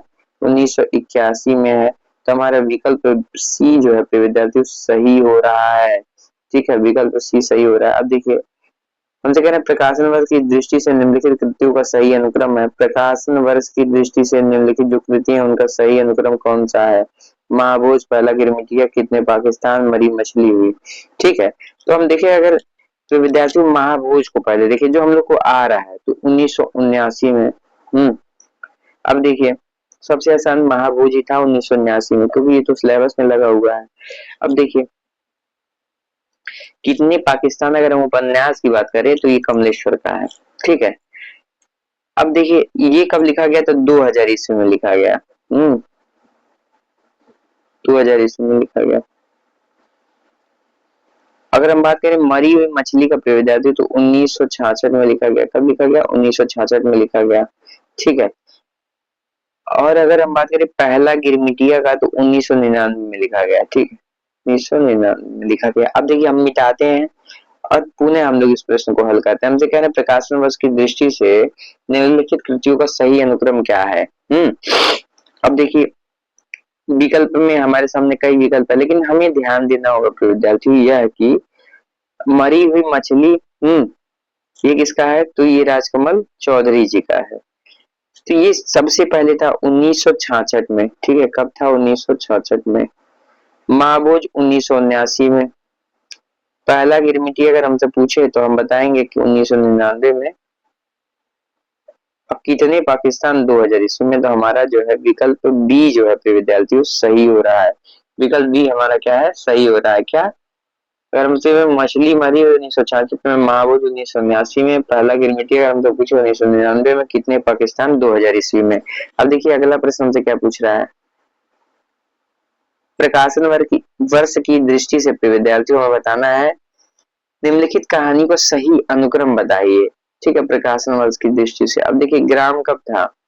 1911 में। ठीक है, अब देखिए दुलाई वाली कब था? तो दुलाई वाली 1907 में था। ठीक है, जब सबसे पहले आसान आसान पंच परमेश्वर कब था? क्या 15 में था या 16 में था? तो सर 16 में था। ठीक है, अब देखिए पाजेब अगर हम पूछे जैनेन्द्र कुमार का 1942 में। ठीक है, पाजेब 1942 में। अब देखिए सबसे पहले धुलाई वाली आपको विकल्प में खोजना है, तो चौथे विकल्प में हमें मिल रहा है ये सारी चीजें। ठीक है, ग्राम 11 में हो गया, पंच 16 में, पाजेब कितने में हो गया? तो पाजेब 42 में हो गया। पाजेब किसकी कहानी संग्रह? तो कहानियां है ये जैनेन्द्र कुमार की। किसकी कहानी है? जैनेन्द्र कुमार की। हमारे सामने 45 नंबर का प्रश्न है। हमसे पूछा ये जा रहा है कि प्रकाशन वर्ष की दृष्टि से निम्नलिखित कृतियों का सही अनुक्रम है। हमसे पूछा जा रहा है कि प्रकाशन वर्ष की दृष्टि से जो निम्नलिखित कृतियां दी गई हैं उनका सही अनुक्रम है। अब देखिए हमारे सामने विकल्प में कह रहे हैं अतीत के चलचित्र, 10 तस्वीरें, बोलती प्रतिमा, समय के पाव। ठीक है, तो हम पहले विकल्प से शुरू करते हैं और वहीं पे लिखते हैं कि कब कौन सी प्रकाशित हुई। अब जैसे अतीत के चलचित्र, ठीक है, 1941 में प्रकाशित हुई। किसका है? तो महादेवी वर्मा का है। ठीक है, 10 तस्वीरें क्या जगदीश चंद्र माथुर का है? ठीक है, बिल्कुल जगदीश चंद्र माथुर का 1963 में है। ठीक है, बोलती प्रतिमा अगर हम बताएं तो श्री राम शर्मा जी का है। ठीक है, बोलती प्रतिमा श्री राम शर्मा जी का। कब? तो सबसे पहले इन्हीं का 1937 में। समय के पांव, ठीक है, समय के पांव माखन लाल चतुर्वेदी। ठीक है, माखन लाल चतुर्वेदी कब आया? 1962 ईस्वी में। ठीक है, अब देखिए हमने सबसे पहले ढूंढना है बोलती प्रतिमा 1937। तो देखिए विकल्प बी में है 1937 हो गया। अतीत के चलचित्र 1941, समय के पांव 1962, 10 तस्वीरें अगर हमसे पूछा जाए तो 10 तस्वीरें 1963। ठीक है, पुनः हम इस विकल्प को, इस प्रश्न को पुनः पढ़ते हैं और फिर अपना विकल्प सही करते हैं। अब जैसे देखिए हमसे पूछा ये जाए कि निम्नलिखित कृतियों का सही अनुक्रम है। ठीक है, तो हमसे सबसे पहले क्या हम लोगों ने पढ़ा? हम लोग पढ़ा कि बोलती प्रतिमा 37 में है। अतीत के चलचित्र अगर हमसे पूछा जाए प्रिय विद्यार्थियों तो 1941 में है। समय के पांव अगर हमसे पूछा जाए तो 1962 में, और 10 तस्वीरें अगर जगदीश चंद्र माथुर का पूछा जाए तो 1963 में है। ठीक है, तो हमारा विकल्प बी जो है सही हो रहा है। विकल्प बी क्या है? सही हो रहा है। देखिए अगला प्रश्न हमसे क्या पूछा जा रहा है, हमसे कह रहे हैं कि प्रकाशन वर्ष के अनुसार निर्मल वर्मा के निबंध संग्रहों का सही अनुक्रम। हमसे पूछा यह जा रहा है कि जो निर्मल वर्मा है ना, उनके निबंधों का सही अनुक्रम कौन सा है, निबंधों का सही अनुक्रम कौन सा है निर्मल वर्मा के। पहला ऑप्शन दे रहे हैं क्या, पहले ऑप्शन में दे रहे हैं कि कला का जोखिम, शब्द और स्मृति, शताब्दी के ढलते वर्षों में ढलान से उतरते हुए। ठीक है, हमसे ये पूछा जा रहा है प्रिय विद्यार्थियों कि निर्मल वर्मा के जो निबंध है उनका क्रम हमें बता दीजिए। तो हम देखते हैं कि शब्द और स्मृति, ठीक है, शब्द और स्मृति कब था, 1976 ईस्वी में था। कब था, 1976 में। अगर हम बात करें कला का जोखिम, तो कला का जोखिम कब था, 1981 में। ठीक है, कला का जोखिम कब था, तो 1981 में। अगर हम बात करें ढलान से उतरते हुए, ठीक है, ढलान से उतरते हुए, ठीक है, ढलान से उतरते हुए कब था, तो ढलान से उतरते हुए 1985 में था। 1985 में। अगर हमसे पूछे कि शताब्दी के ढलते वर्षों में ये कब था, तो शताब्दी के ढलते वर्षों में 95 में था। ठीक है, 1995 में। अब देखिए हमें विकल्प में सबसे पहले शब्द और स्मृति खोजना है, मिल गया 1975 में। बिल्कुल सही आप लोगों ने बताया, 1975 ईस्वी में। ठीक है, 1976 ईस्वी में। ठीक है, अब देखिए कला का जोखिम अगर हमसे पूछे, कला का जोखिम 1981 में। कला का जोखिम अगर हम लोगों से पूछे तो 1981 में। ढलान से उतरते हुए कब आया, तो 1985 में। ढलान से उतरते हुए कब आया, तो 1985 में। शताब्दी के ढलते वर्षों में, ठीक है, शताब्दी के ढलते वर्षों में कब आया, तो 1995 में। कब आया, 1995 में। तो हमारा विकल्प सी जो है ना प्रिय विद्यार्थी, वो सही हो रहा है। पुनः हम रिपीट करेंगे प्रश्न को। हमसे पूछा ये जा रहा है प्रिय विद्यार्थियों कि निर्मल वर्मा के निबंध संग्रहों का सही अनुक्रम बताइए। ठीक है, और हमसे विकल्प में दे रहे हैं कि शब्द और स्मृति। प्रिय विद्यार्थियों हम लोगों ने देखा शब्द और स्मृति 1976 में है। कला का जोखिम प्रिय विद्यार्थियों हम लोगों ने देखा कि 1981 में है। ढलान से उतरते हुए हम लोगों ने देखा 1985 में है। और शताब्दी के ढलते वर्षों में हम लोगों ने देखा 1995 में है। ठीक है, तो हमारा विकल्प जो सी है ना, विकल्प सी हमारा है वो सही हो गया। ठीक है, विकल्प सी हमारा सही हो गया। अब देखिए अगला प्रश्न हमसे क्या पूछ रहे हैं, हमसे कह रहे हैं कि कुबेर नाथ राय के निबंध संग्रहों का सही अनुक्रम बताइए। ठीक है, हमसे ये कह रहे हैं कि प्रकाशन वर्ष की दृष्टि से, ठीक है, या प्रकाशन वर्ष के अनुसार कुबेर नाथ राय के निबंध संग्रहों का सही अनुक्रम बताइए। ठीक है, अब देखिए हमसे कह रहे हैं रस आकेटक, विषाद युग, महाकवि की तर्जनी, दृष्ट अभिसार। ठीक है, अब देखिए हमसे अगर पूछ ले विद्यार्थियों की दृष्ट अभिसार नामक निबंध किसने लिखा, ठीक है, तो अच्छा प्रश्न हो जाएगा, कुबेर नाथ राय ने लिखा। ठीक है, क्योंकि सब लोग रसा कीटक, विषाद एवं महाकवि की तर्जनी जानते हैं, लेकिन दृष्ट दृष्ट दृष्ट या विचार अगर हमसे पूछे तो कुबेर नाथ राय। अब देखिए हम लोग पहले विकल्प को पकड़ते हैं और यहीं से शुरुआत करते हैं। अब देखिए 1970 में रसाकेटक आया। रसाकेटक कब आया, 1970 में। ठीक है, विषाद योग की अगर हम बात करें तो 1973 में। कब आया, 1973 में। महाकवि की तर्जनी की बात करें प्रिय विद्यार्थियों तो 1979 में। ठीक है, अदृष्टि अभिसार कब आया, तो दृष्टि अभिसार 1984 में आया।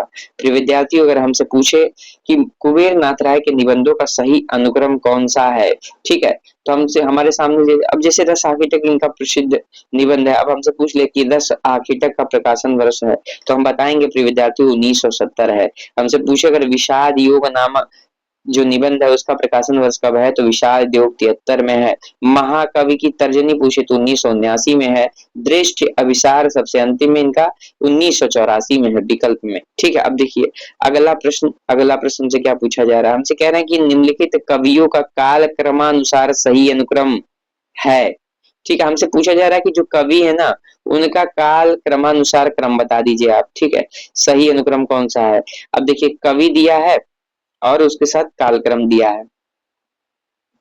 अब देखिए एक विकल्प को पकड़ते हैं। अगर हम बात करें प्रिय विद्यार्थियों सर्वेश्वर दास सक्सेना जी का, तो इनका जन्म 1927 में हुआ। ठीक है, 1927 में हुआ। मान लीजिए हम लोग को ऋतुराज और मदन कश्यप नहीं आ रहा है अभी।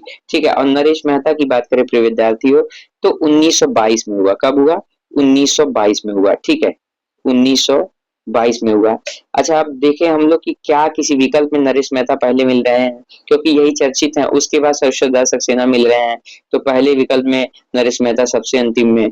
ठीक है, नरेश मेहता। अब देखिए यहाँ पे सरसोदास सक्सेना, नरेश मेहता बाद में, फिर यहाँ देखिए सरसोदास सक्सेना, नरेश। हम कह रहे हैं हमको दोनों नहीं आ रहा है, हमको ऋतुराज और मदन कश्यप का जन्म नहीं आ रहा है प्रिय विद्यार्थियों। तब भी हमें एक आइडिया लग गया कि 22 में नरेश मेहता, उनके बाद सरसोदास सक्सेना 1927 में है। ऋतुराज का जन्म कब हुआ प्रिय विद्यार्थियों, अगर हमसे पूछे तो 1940 में। मदन कश्यप का जन्म कब हुआ तो 1954 में।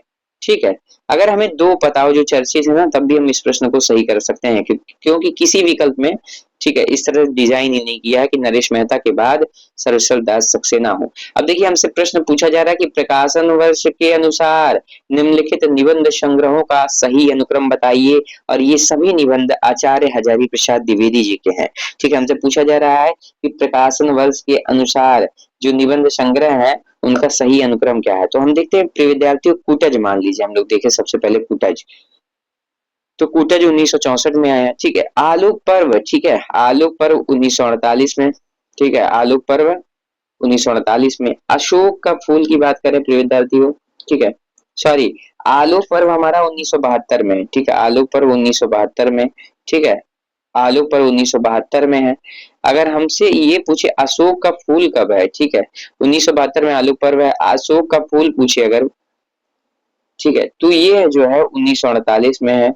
विचार और वितर्क नामक निबंध कब प्रकाशित हुआ, तो विद्यार्थी विचार और वितर्क नामक निबंध, विचार और वितर्क नामक निबंध 1957 में प्रकाशित हुआ। अब देखिए हमें सबसे पहले खोजना है आलोक पर्व, ठीक है, अशोक का फूल 1948 में, तो विकल्प बी में सबसे पहले है।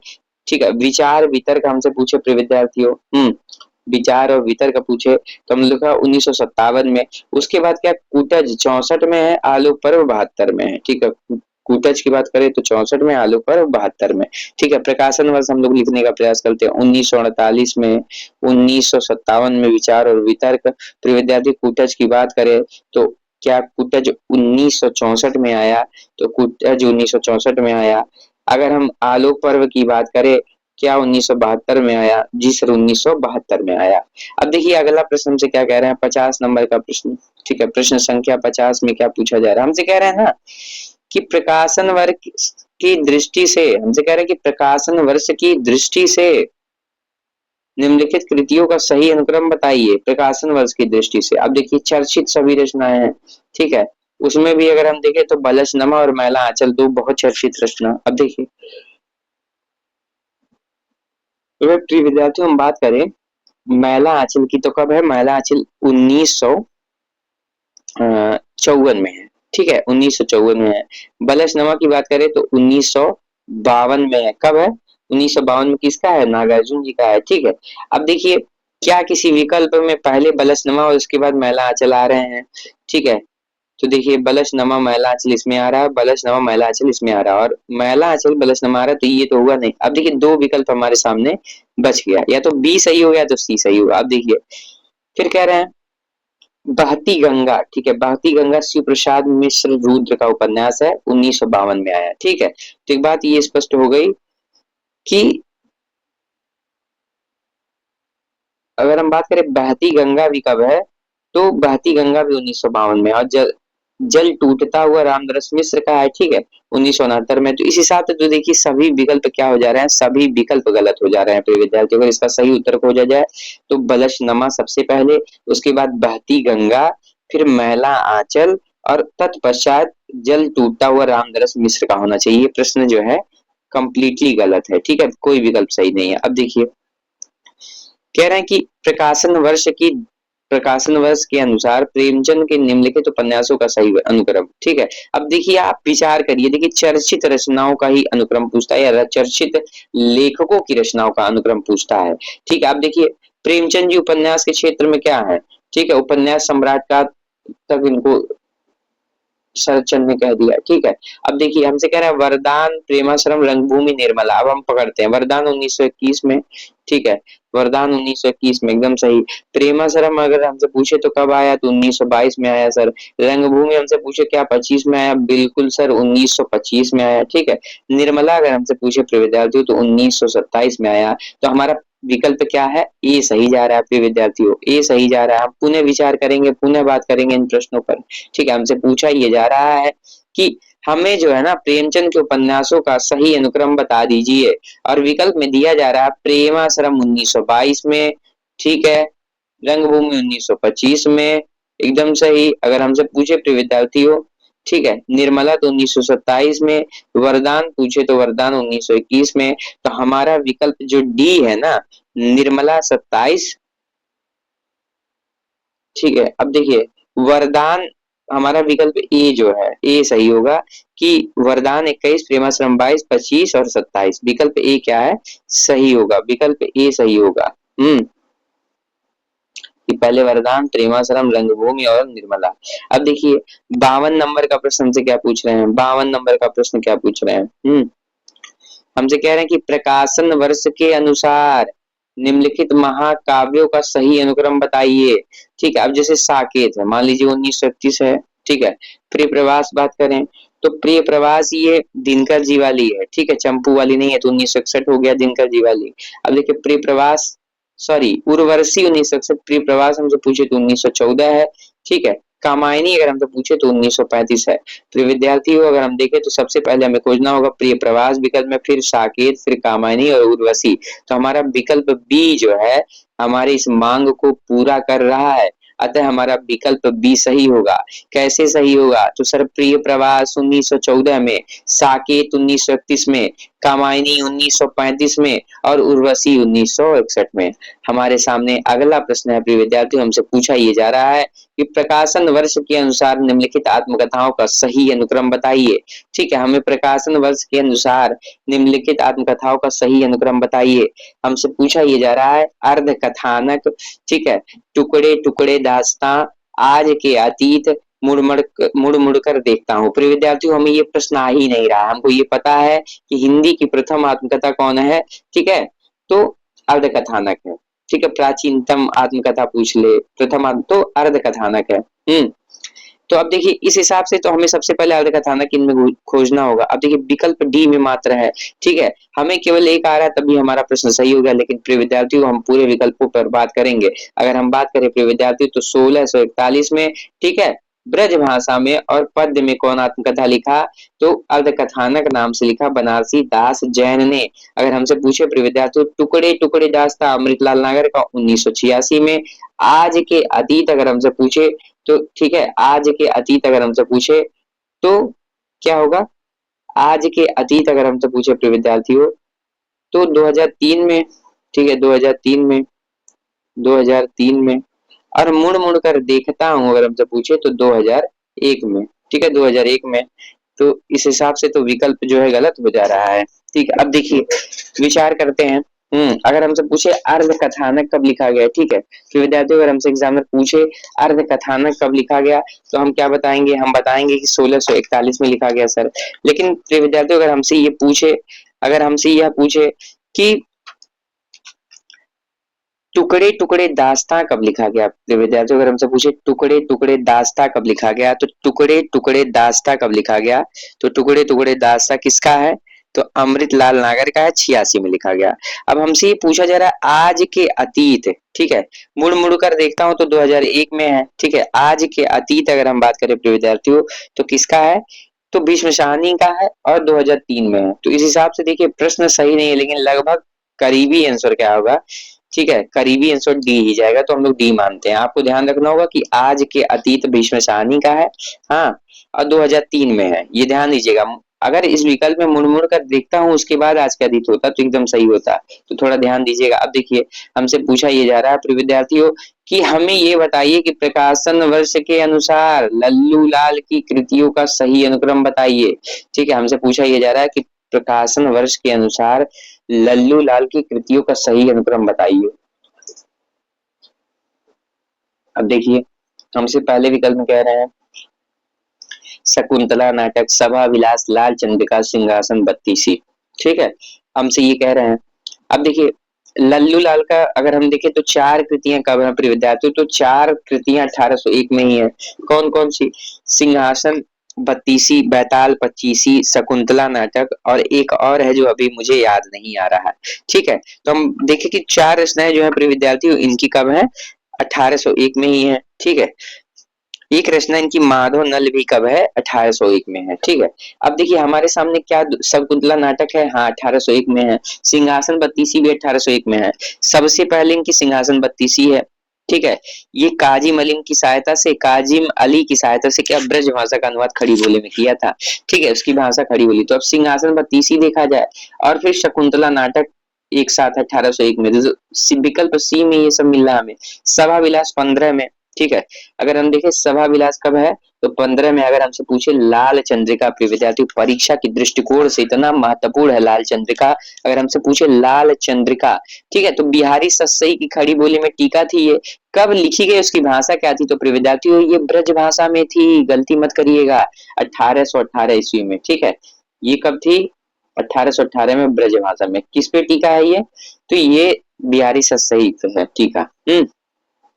अब देखिए हमारे सामने अगला प्रश्न प्रिय विद्यार्थियों तुमसे पूछा ये जा रहा है कि हमें ये बताइए कि प्रकाशन वर्ष के अनुसार नंद दुलारे वाजपेयी के निम्नलिखित आलोचना ग्रंथों का सही अनुक्रम बताइए। हमसे पूछा ये जा रहा है कि प्रकाशन वर्ष के अनुसार नंद दुलारे वाजपेयी के अनुसार के निम्नलिखित आलोचना ग्रंथों का जो है सही अनुक्रम कौन सा है। अब देखिए अगर हम देखें हिंदी साहित्य 20वीं शताब्दी तो 1942 में है। कब है? 1942 में है। अगर हम बात करें प्रिय विद्यार्थियों आधुनिक साहित्य नामक आलोचना किसने लिखा, तो आधुनिक साहित्य नामक आलोचना नंद दुलारे वाजपेयी ने लिखा। प्रिय विद्यार्थियों अगर हमसे पूछे रस सिद्धांत, ठीक है, रस सिद्धांत नामक आलोचना 1977 में है। और किसका रस सिद्धांत है आप मुझे कमेंट कर कर बताएंगे। अब देखिए हमसे पूछे रीति और शैली किसका है, ठीक है, तो 1979 में है। ठीक है, अब देखिए हिंदी साहित्य 20वीं शताब्दी 1942 में है। ठीक है, आधुनिक साहित्य हमसे पूछे प्रिय विद्यार्थी तो हम बताएंगे कि सर ये तो 1950 में है। हमसे रस सिद्धांत पूछे तो हम बताएंगे 1977 में है।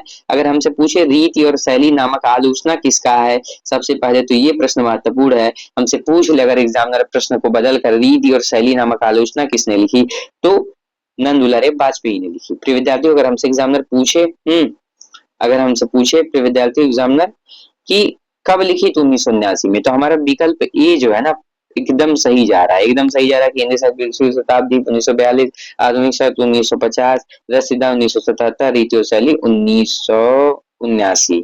अब देखिए हमारा स्थापना एजेंशन और रीजन से प्रश्न है। ठीक है, स्थापना और तर्क से हमसे पूछ क्या रहे हैं प्रिय विद्यार्थियों, हमसे पूछ रहे हैं देखिए ऐसे प्रश्न ना आपकी समझ को विकसित करते हैं। अब देखिए मानववाद नास्तिक दर्शन है और मानवतावाद आस्तिक दर्शन है।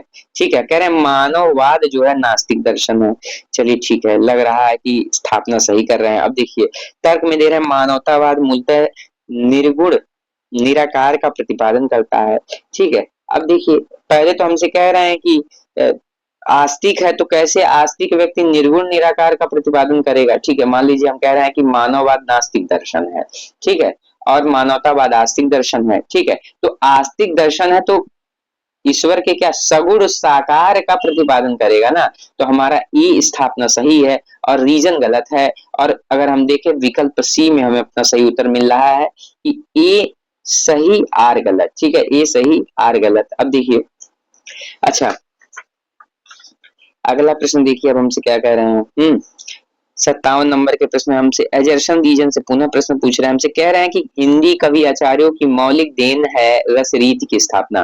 तो विद्यार्थी हमसे कह रहे हैं कि हिंदी कवि आचार्यों की मौलिक देन क्या है। ठीक है, हिंदी कवि आचार्यों की मौलिक देन क्या है? रस रीति की स्थापना। दूसरा हमसे बता रहे हैं रीजन में कि हिंदी रीति काव्य में रस से ज्यादा रीति को महत्व दिया गया है। हिंदी रीति काव्य में रस से ज्यादा रीति को महत्व दिया गया। अब देखिए स्थापना, ठीक है, कह रहे हिंदी कवि आचार्यों की मौलिक देन है रस रीति की स्थापना।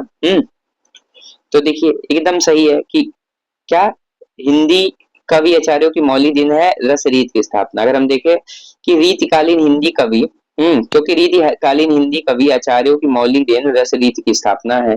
ठीक है, अब देखिए दूसरा दे रहा है हिंदी रीति काव्य में रस से ज्यादा रीति को महत्व दिया गया है। ठीक है, हमसे कह रहे हैं कि हिंदी रीति काव्य में रीति को जो है हिंदी रीति काव्य में रस से ज्यादा रीति को महत्व दिया गया है। ठीक है, अब देखिए तो ये तो गलत है। कह रहे हैं हिंदी काव्य में केवल रीति महत्व नहीं दिया गया बल्कि काव्य के अंतर तो जैसे रस छंद अलंकार को भी पर्याप्त महत्व दिया गया है। ठीक है, रस रीत की स्थापना तो की गई, लेकिन क्यों रीत को महत्व देना, ये बात तो गलत है। ठीक है, तो स्थापना सही, रीजन गलत है। अब देखिए, अगर हम देखें कि इसका क्या प्रमाण है हमारे सामने कि भाई साहब केवल रीति को नहीं, ठीक है, रस से ज्यादा रीति को महत्व दिया गया है, ये गलत है। इसका क्या प्रमाण है, तो हम देखिए कृपाराम की अहित तरंगड़ी जो है रस निरूपक ग्रंथ है। अगर हम केशवदास की कवि प्रिया की बात करें तो अलंकार का वर्णन है। चिंतामणि की कविकुल कल्पतरु की बात करें सर्वांग निरूपण है। मतीराम की बात करें तो अलंकार पंचाशिका है। वित्त कौमुदी की बात करें प्रिय विद्यार्थियों तो छंद निरूपक है। सुखदेव मिश्र की बात करें तो रस रत्नाकर है। ठीक है, प्रताप शाही की बात करें तो काव्य विलास है।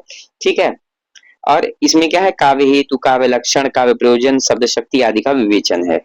ठीक है, तो हम देखते हैं कि केवल रस से ज्यादा रीति को महत्व नहीं है, अलंकार को भी महत्व है। ठीक है, अब ऐसे भी ग्रंथ है जो क्या सर्वांग निरूपक ग्रंथ है। तो हमारे ये तो सही है कि हिंदी का विचारों की मौलिक दिन रस से रीति की स्थापना है, लेकिन फिर विद्यार्थियों अगर हमसे ये कहा जाए कि हिंदी रीति काव्य में रस से ज्यादा रीति को महत्व दिया गया, तो कहिएगा एग्जामिनर साहेब आप गलत हैं। तो हमारा 57 का क्या हो गया, बी विकल्प सही हो गया। अब देखिए अगला प्रश्न, हमसे 58 नंबर का प्रश्न पूछा जा रहा है स्थापना से कि काव्य का सर्व प्रमुख हेतु है व्युत्पत्ति। क्या काव्य का सर्व प्रमुख हेतु व्युत्पत्ति है? बिल्कुल गलत, क्योंकि चार विद्वान तो केवल प्रतिभा को महत्व देते हैं। कौन? भामह, हेमचंद, जगन्नाथ और जयदेव। ठीक है, वो अलग विषय की, कोई मूल प्रतिभा मानता है, कोई केवल प्रतिभा मानता है। ठीक है, अब देखिए व्युत्पत्ति नवोन्मेष सालिनी प्रतिभा की उपज होती है।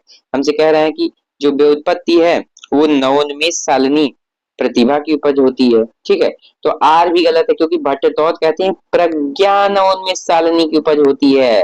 वो उनका कथन है ना, प्रज्ञानोन्मेष सालिनी प्रतिभा मता। तो वो प्रज्ञा, व्युत्पत्ति को नहीं बल्कि वो प्रज्ञा को नवोन्मेष सालिनी प्रतिभा की उपज मानते हैं। तो प्रिय विद्यार्थियों क्या है, दोनों गलत है। तो हमारा किस विकल्प में दोनों गलत है? तो भाई साहब पहले विकल्प में दोनों गलत है। अगर हमसे पूछे प्रिय विद्यार्थियों की स्थापना, काव्य के अपरिहार्य तत्व हैं शब्द, अर्थ, कल्पना और भाव विचार। ठीक है भाई साहब एकदम सही है कि काव्य के अपरिहार्य तत्व कौन है? शब्द है, अर्थ है, कल्पना है, भाव है और विचार है। ठीक है, अब देखिए तर्क आर सही है। अब देखिए क्योंकि काव्य में अगर हम काव्य रच रहे हैं तो इनमें से कई तत्व छोड़े या जोड़े भी जा सकते हैं, इसलिए इनमें से कोई भी तत्व अपरिहार्य नहीं है। ठीक है, काव्य तत्व काव्य शास्त्र के आचार्यों द्वारा उक्त कथन की पुष्टि होती है। जैसे भाव क्या कहते हैं, भाव में लिखते हैं कि शब्दार्थो सहितो काव्यम गद्यम पद्यम च तद्विधा। रुद्रट कहते हैं ननु शब्दार्थो काव्यम। विश्वनाथ कहते हैं वाक्यम रसात्मक काव्यम। और जगन्नाथ क्या कहते हैं, रमणीया प्रतिपादक शब्द है काव्यम। प्रिय विद्यार्थियों ठीक है, तो हमारा जो स्थापना है वो क्या एकदम सही है भैया, एकदम सही है। अब देखिए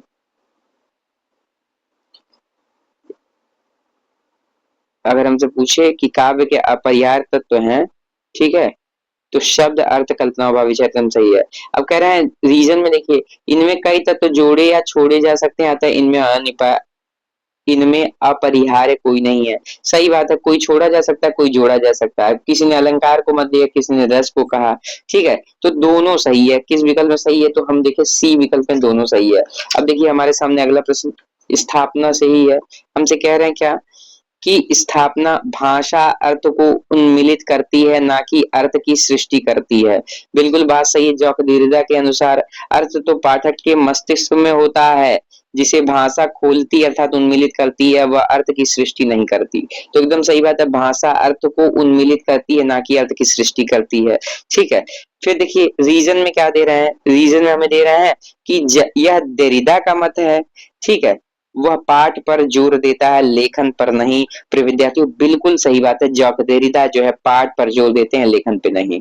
ठीक है, देरिडा के अनुसार रचना का अर्थ पाठक अपने हिसाब से तय करता है, लेखक नहीं।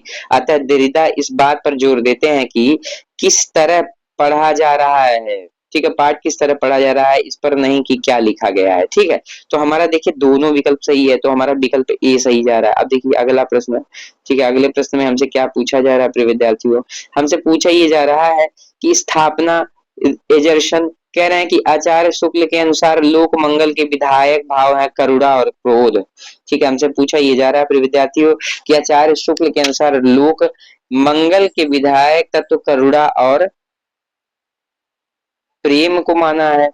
ठीक है, अब देखिए इसमें करुणा और क्रोध दे रहे हैं, बल्कि वो क्या मानते हैं, लोक मंगल के विधायक था, तो करुणा और प्रेम को मानते हैं, ना कि क्रोध, तो हमारा गलत हो गया। अगर प्रेम शब्द होता तो सही हो जाता।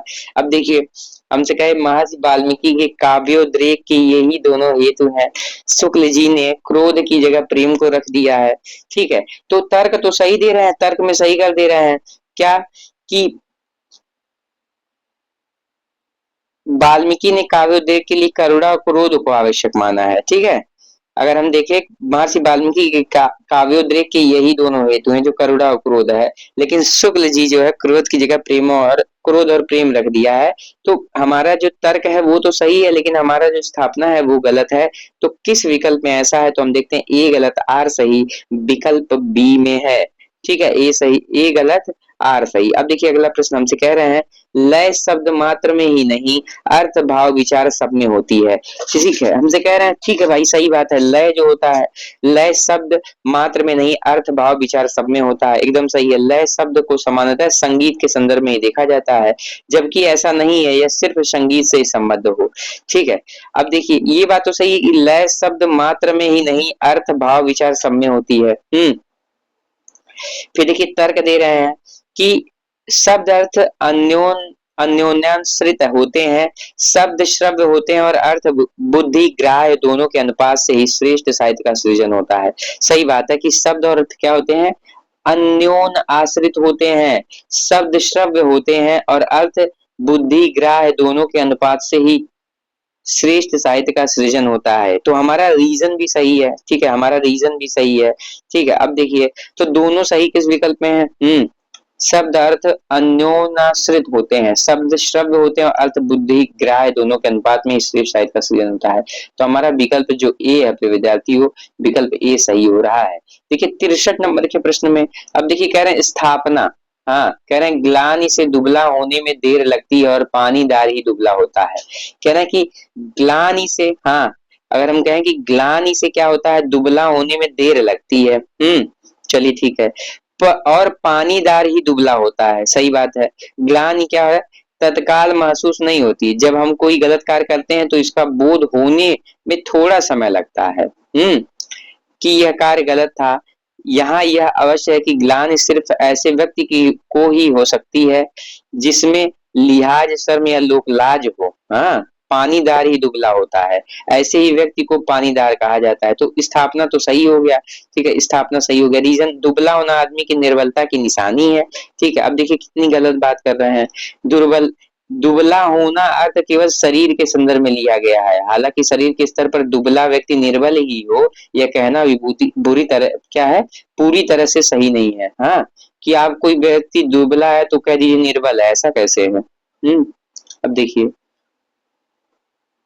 स्थापना देखिए, काव्य का विषय सदा विशेष होता है, सामान्य नहीं। काव्य का जो विषय होता है सदा क्या होता है, कह रहे हैं कि अब देखिए इस प्रश्न में कौन सा सही था हमारा, हम लोगों ने इस पे बात नहीं किया, तो हमारा ए सही था। ठीक है, ए सही था और आर गलत था, ए सही था आर गलत, तो हमारा विकल्प बी जो है सही हो रहा है, विकल्प बी हमारा सही हो रहा है। अब देखिए अगला प्रश्न हमसे कह रहे हैं काव्य का विषय सदा विशेष होता है, समान नहीं। फिर कह रहे हैं वह व्यक्ति सामने लाता है जाति नहीं। ठीक है, काव्य का विषय सदा विशेष होता है, समान नहीं। चलिए ठीक है, जो काव्य का विषय होता है वो सदा विशेष होता है। ठीक है, समान नहीं होता। अब देखिए रीजन में क्या दे रहा है, रीजन में दे रहा है कि काव्य की संरचना सदैव जाति पर आश्रित होकर व्यक्ति केंद्रित हो जाती है। ठीक है, तो ये तो गलत है कि जाति पर आश्रित होकर व्यक्ति के केंद्र पर हो जाती है।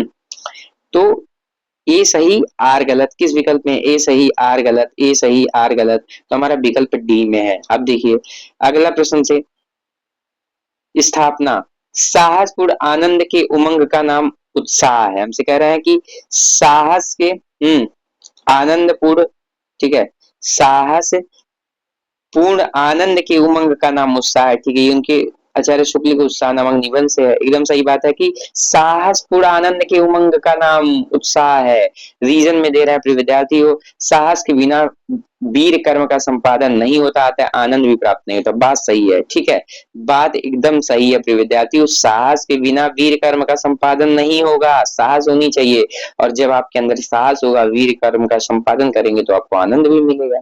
ठीक है, तो दोनों सही है, हमारा 65 नंबर का विकल्प सी सही है। अब देखिए अगला प्रश्न, अगला प्रश्न हमसे क्रम से पूछ रहे हैं, कह रहे हैं कि लेखक के क्रम कहानियों से मिलाना है हमें। अब देखिए क्या कहानी है, हाँ लग रहा है कहानी। अब देखिए निम्नलिखित कहानियों को उनके लेखों के साथ सुमेलित कीजिए। प्रिय विद्यार्थियों हमसे कह रहे हैं कि कहानी है और हम सूची 1 सूची 2 बना दिए, आप लेखों के साथ सुमेलित कीजिए। एक और जिंदगी प्रिय विद्यार्थी मोहन राकेश जी की कहानी है, 1961 में आई। सर्पदंश, सर्पदंश नामक कहानी रामदरस मिश्र का है। कहाँ दिख रहे हैं? रामदरस मिश्र, ठीक है, रामदरस मिश्र का है। शरणागत वृंदावन लाल वर्मा का है, ठीक है। शरणागत किसका है? वृंदावन लाल वर्मा का है, ठीक है। अगर हमसे पूछे शरणार्थी शरणदाता तो अज्ञे का है वो। अब देखिए शरणागत वृंदावन लाल वर्मा का है। प्रिय विद्यार्थियों अगर हमसे पूछे विपात्र नामक कहानी मुक्ति बोध की है, तो हमारा देखिए विकल्प ए का दूसरा सही है, ठीक है, बी का पहला सही है, सी का चौथा सही है और डी का क्या है? तीसरा सही है। हमारा विकल्प ए जो है सही हो रहा है। अब देखिए अगला प्रश्न, अब देखिए ये छंद से प्रश्न है, ठीक है। आपको छंद से प्रश्न है, हमसे पूछा जा रहा है कि निम्नलिखित पंक्तियों को, ठीक है, उनके छंदों के साथ आप सुमेलित कर दीजिए, ठीक है। निम्नलिखित पंक्तियों को छंदों के साथ सुमेलित कीजिए।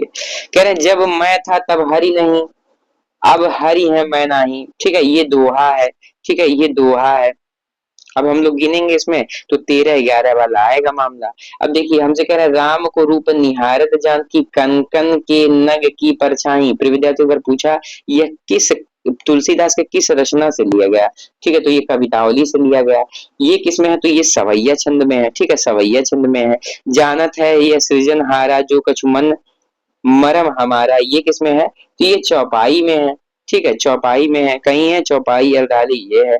अधर लगे हैं आनी करी के पयान प्राण चाहत चलन ये संदेशे लय सुजान को, ठीक है, ये कवित्व में है, कवित्व में है, ठीक है। तो हम देखते हैं जब मैं था हरि नहीं दोहा पहले का चौथा, ठीक है, पहले का चौथा।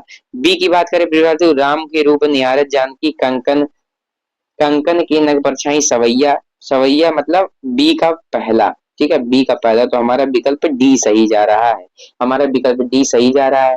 अगर हमसे पूछे जानत है या सृजनहारा जो कछु मन मरम हमारा, चौपाई। अब देखिए अगला प्रश्न हमसे क्या पूछा जा रहा है, हमसे कह रहे हैं पाश्चात्य काव्यशास्त्र के ग्रंथ हैं, आपको सूची 1 में सूची 2 से मिलाना है। अब देखिए एसेज इन क्रिटिसिज्म है, ठीक है, एस्थेटिक है, फिलॉसफी ऑफ रिटोरिक है, ए हिस्ट्री ऑफ मॉडर्न क्रिटिसिज्म है, ठीक है, ये सारे ग्रंथ हमें दिए गए। अब देखिए essays and criticism Arnold Matthew Arnold का है, ठीक है। हमसे पूछे एस्थेटिक्स नामक ग्रंथ बेनेडिक्ट क्रोंचे का है, ठीक है। अब देखिए हाँ, एस्थेटिक ग्रंथ किसका है? एस्थेटिक ग्रंथ किसका है? तो क्रोचे का है, ठीक है। कब लिखा? 1909 में लिखा। हमसे पूछे द फिलॉसफी ऑफ रिटोरिक किसका है? तो फिलॉसफी ऑफ रिटोरिक रिचर्ड्स का है, फिलॉसफी ऑफ रिटोरिक रिचर्ड्स का है। तो सी का तीसरा, सी का तीसरा, ए का चौथा, ए का चौथा, बी का पहला, ठीक है। हमसे पूछे हिस्ट्री ऑफ मॉडर्न क्रिटिसिज्म किसका है? तो प्रिय विद्यार्थियों ये हिस्ट्री ऑफ, हाँ, ये history of modern criticism Rene Wellek का है, रेनवे लेक, हाँ रेनवे लेक, ठीक है। अगर हमसे पूछे कि द न्यू क्रिटिसिज्म किसका है, द न्यू क्रिटिसिज्म किसका है प्रिय विद्यार्थियों, तो द न्यू क्रिटिसिज्म अगर देखें हम तो रैनसम का है। किसका है? रैनसम का है। अब देखिए पुनः रिवीजन करते हैं। हमसे पूछे एस्से इन क्रिटिसिज्म किसका, एस्से इन क्रिटिसिज्म किसका है, तो आप बताएंगे प्रिय विद्यार्थी आर्नाल्ड का है, ठीक है। एस्थेटिक पूछे तो आप बताएंगे एस्थेटिक नामक ग्रंथ तो क्रोचे ने लिखा है, ठीक है। अब फिलॉसफी ऑफ रिटोरिक पूछे तो आप बताएंगे रिचर्ड्स ने लिखा है। ये history of modern criticism Rene Wellek का है। द न्यू क्रिटिसिज्म जॉन को रैनसन का है। अब देखिए हमसे फिर क्या पूछ रहे हैं, अगला प्रश्न 69 नंबर का प्रश्न प्रिय विद्यार्थी हमसे पूछा ये जा रहा है कि निम्नलिखित आलोचना ग्रंथों को उनके लेखकों के साथ सुमेलित कीजिए, ठीक है। आलोचना ग्रंथ है उनके लेखकों के साथ आपको सुमेलित करना है। श्रृंगार प्रकाश, व्यक्ति विवेक, चित्र मीमांसा, रस की मंजरी। अब देखिए दो ऐसे प्रश्न बनते हैं नेट की परीक्षाओं में, 2 से 3 प्रश्न बनते हैं। एक तो पाश्चात्य काव्यशास्त्र के लेखकों का क्रम या तो फिर उनके पुस्तकों का क्या आ जाएगा मिलाने को, या फिर उनके पुस्तकों का क्रम, ठीक है। तो ऐसे प्रश्न और भारतीय काव्यशास्त्र संस्कृत काव्यशास्त्र जो है वहां से प्रश्न बनते ही बनते हैं। अब देखिए व्यक्ति विवेक क्या है, व्यक्ति विवेक किसका है? श्रृंगार प्रकाश, चित्र मीमांसा, रस मंजरी। ठीक है, अब देखिए श्रृंगार प्रकाश भोजराज का है। ठीक है, श्रृंगार प्रकाश हम देखे, और सरस्वती कंठाभरण ये भोजराज का है। व्यक्ति विवेक किसका है? तो महिम भट्ट का, 11वीं शती में थे महिम भट्ट। चित्र मीमांसा अप्पय दीक्षित, वित्त वार्तिक, चित्र मीमांसा और कुवलयानंद। ठीक है, अब देखिए अगला प्रश्न हमसे क्या कह रहे हैं, रस मंजरी किसका है? तो रस मंजरी किसका है? रस मंजरी भानुदत्त का है। नंददास का भी है लेकिन भानुदत्त का भी है, काव्य शास्त्री ग्रंथ है। अब देखिए क्या कोई बच रहे हैं? तो कोई नहीं बच रहा है, सबका सही होगा। श्रृंगार प्रकाश पहले का जो हो जाएगा, पहले का विद्यार्थी भोज हो जाएगा, माने पहले का तीसरा हो गया। ठीक है, हमें मिल गया उत्तर। दूसरे का पहला मिल गया, तीसरे का दूसरा मतलब चित्र मीमांसा परीक्षित मिल गया, रस मंजरी भानुदत्त। तो हमारा पहला विकल्प प्रिय विद्यार्थियों सही हो गया, हम लोगों ने प्रश्न को सही कर लिया। अब देखिए हमसे कह रहे हैं संप्रदाय को उनके कवियों के साथ सुमेलित कर दीजिए।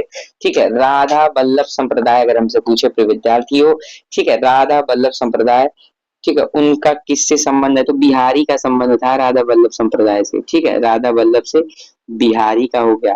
खालसा संप्रदाय अगर हमसे पूछे प्रिय विद्यार्थियों, गुरु गोविंद सिंह हो गया। ठीक है, आपको कुछ ना आ रहा हो तो खालसा संप्रदाय बी का तीसरा किसी विकल्प में, मात्र विकल्प में आप परीक्षा में प्रश्न सही कर लिए हैं। ठीक है, अब देखिए सूफी संप्रदाय हम लोग देखे, अगर हमसे पूछे सूफी संप्रदाय किसका संबंध है, और हमने ऑप्शन में शेख फरीद दिया तो शेख फरीद हम लोगों ने लगा दिया। प्रणामी संप्रदाय, ठीक है, प्रणामी संप्रदाय, तो ये प्राणनाथ से संबंध था। प्रणामी संप्रदाय प्राणनाथ से संबंध था। तो हमें डी का दूसरा दे रहा है, कह रहे हैं कवित्त। ठीक है, कवित्त, तो यहाँ प्राणनाथ होना चाहिए था, प्राणनाथ।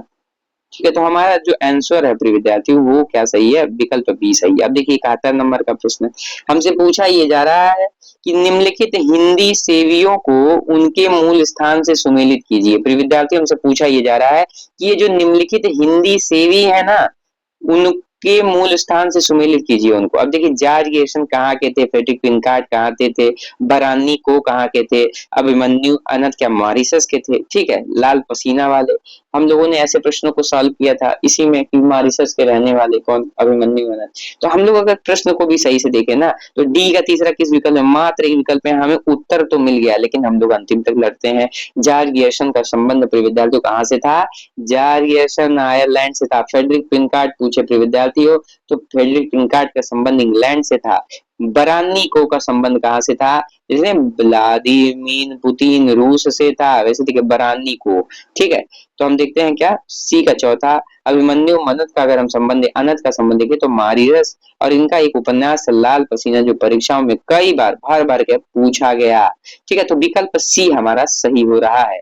अब देखिए अगला प्रश्न से पूछ रहे हैं प्रिय विद्यार्थियों, निम्नलिखित पुरस्कारों को उनके पुरस्कृत साहित्यकारों से सुमेलित कीजिए। ठीक है, प्रथम देव पुरस्कार दे रहे हैं, मंगला प्रसाद पारितोषिक, प्रथम भारत पारितोषिक और व्यास संबंध हो जाए 11। अब देखिए प्रथम देव पुरस्कार किसे मिला? प्रथम देव पुरस्कार दुलारे जी को, प्रथम देव पुरस्कार दुलारे जी को, दुलारे लाल भार्गव को। ठीक है, अब देखिए मंगला प्रसाद पारितोषिक हमसे पूछे, ठीक है, तो जयशंकर प्रसाद को मिला है किस पे? कामायनी पर। अब देखिए हमसे पूछा प्रथम भारत पारितोषिक किसको मिला? तो महादेवी वर्मा जी को। व्यास सम्मान 2011 किसे मिला? तो अमरकांत को मिला, किस पे? इन्हीं हथियारों से, जो उनका उपन्यास था। ठीक है, इस पे जो है व्यास सम्मान मिला।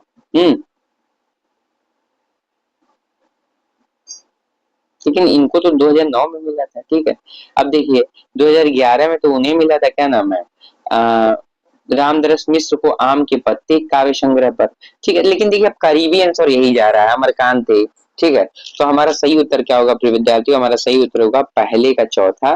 ठीक है, पहले का चौथा, हाँ, बी का पहला, सी का दूसरा और डी का क्या? तीसरा। तो हमारा विकल्प बी जो है सही हो रहा है। अब देखिए हमसे कह रहा है कि निम्नलिखित रचनाओं को उनके दोहरे शीर्षक से सुमेलित कीजिए। ठीक है, बड़ा शानदार। अब देखिए मतलब उनका दूसरा नाम क्या है? अब देखिए तीसरी कसम उर्फ मारे गए गुलफाम। ठीक है, बिगड़े का सुधार या सती सुखदेवी। ठीक है, रानी केतकी की कहानी उदयभान चरित, ठेठ हिंदी का ठाठ का एक नाम देवबाला भी है, मुहावरे की पाठ्य पुस्तक भी है। ठीक है, तो हम लोग यहाँ पहले का क्या हो गया प्रिय विद्यार्थियों? पहले का हो गया, अगर हम देखें तीसरी कसम 1956, मारे गए गुलफाम हो गया।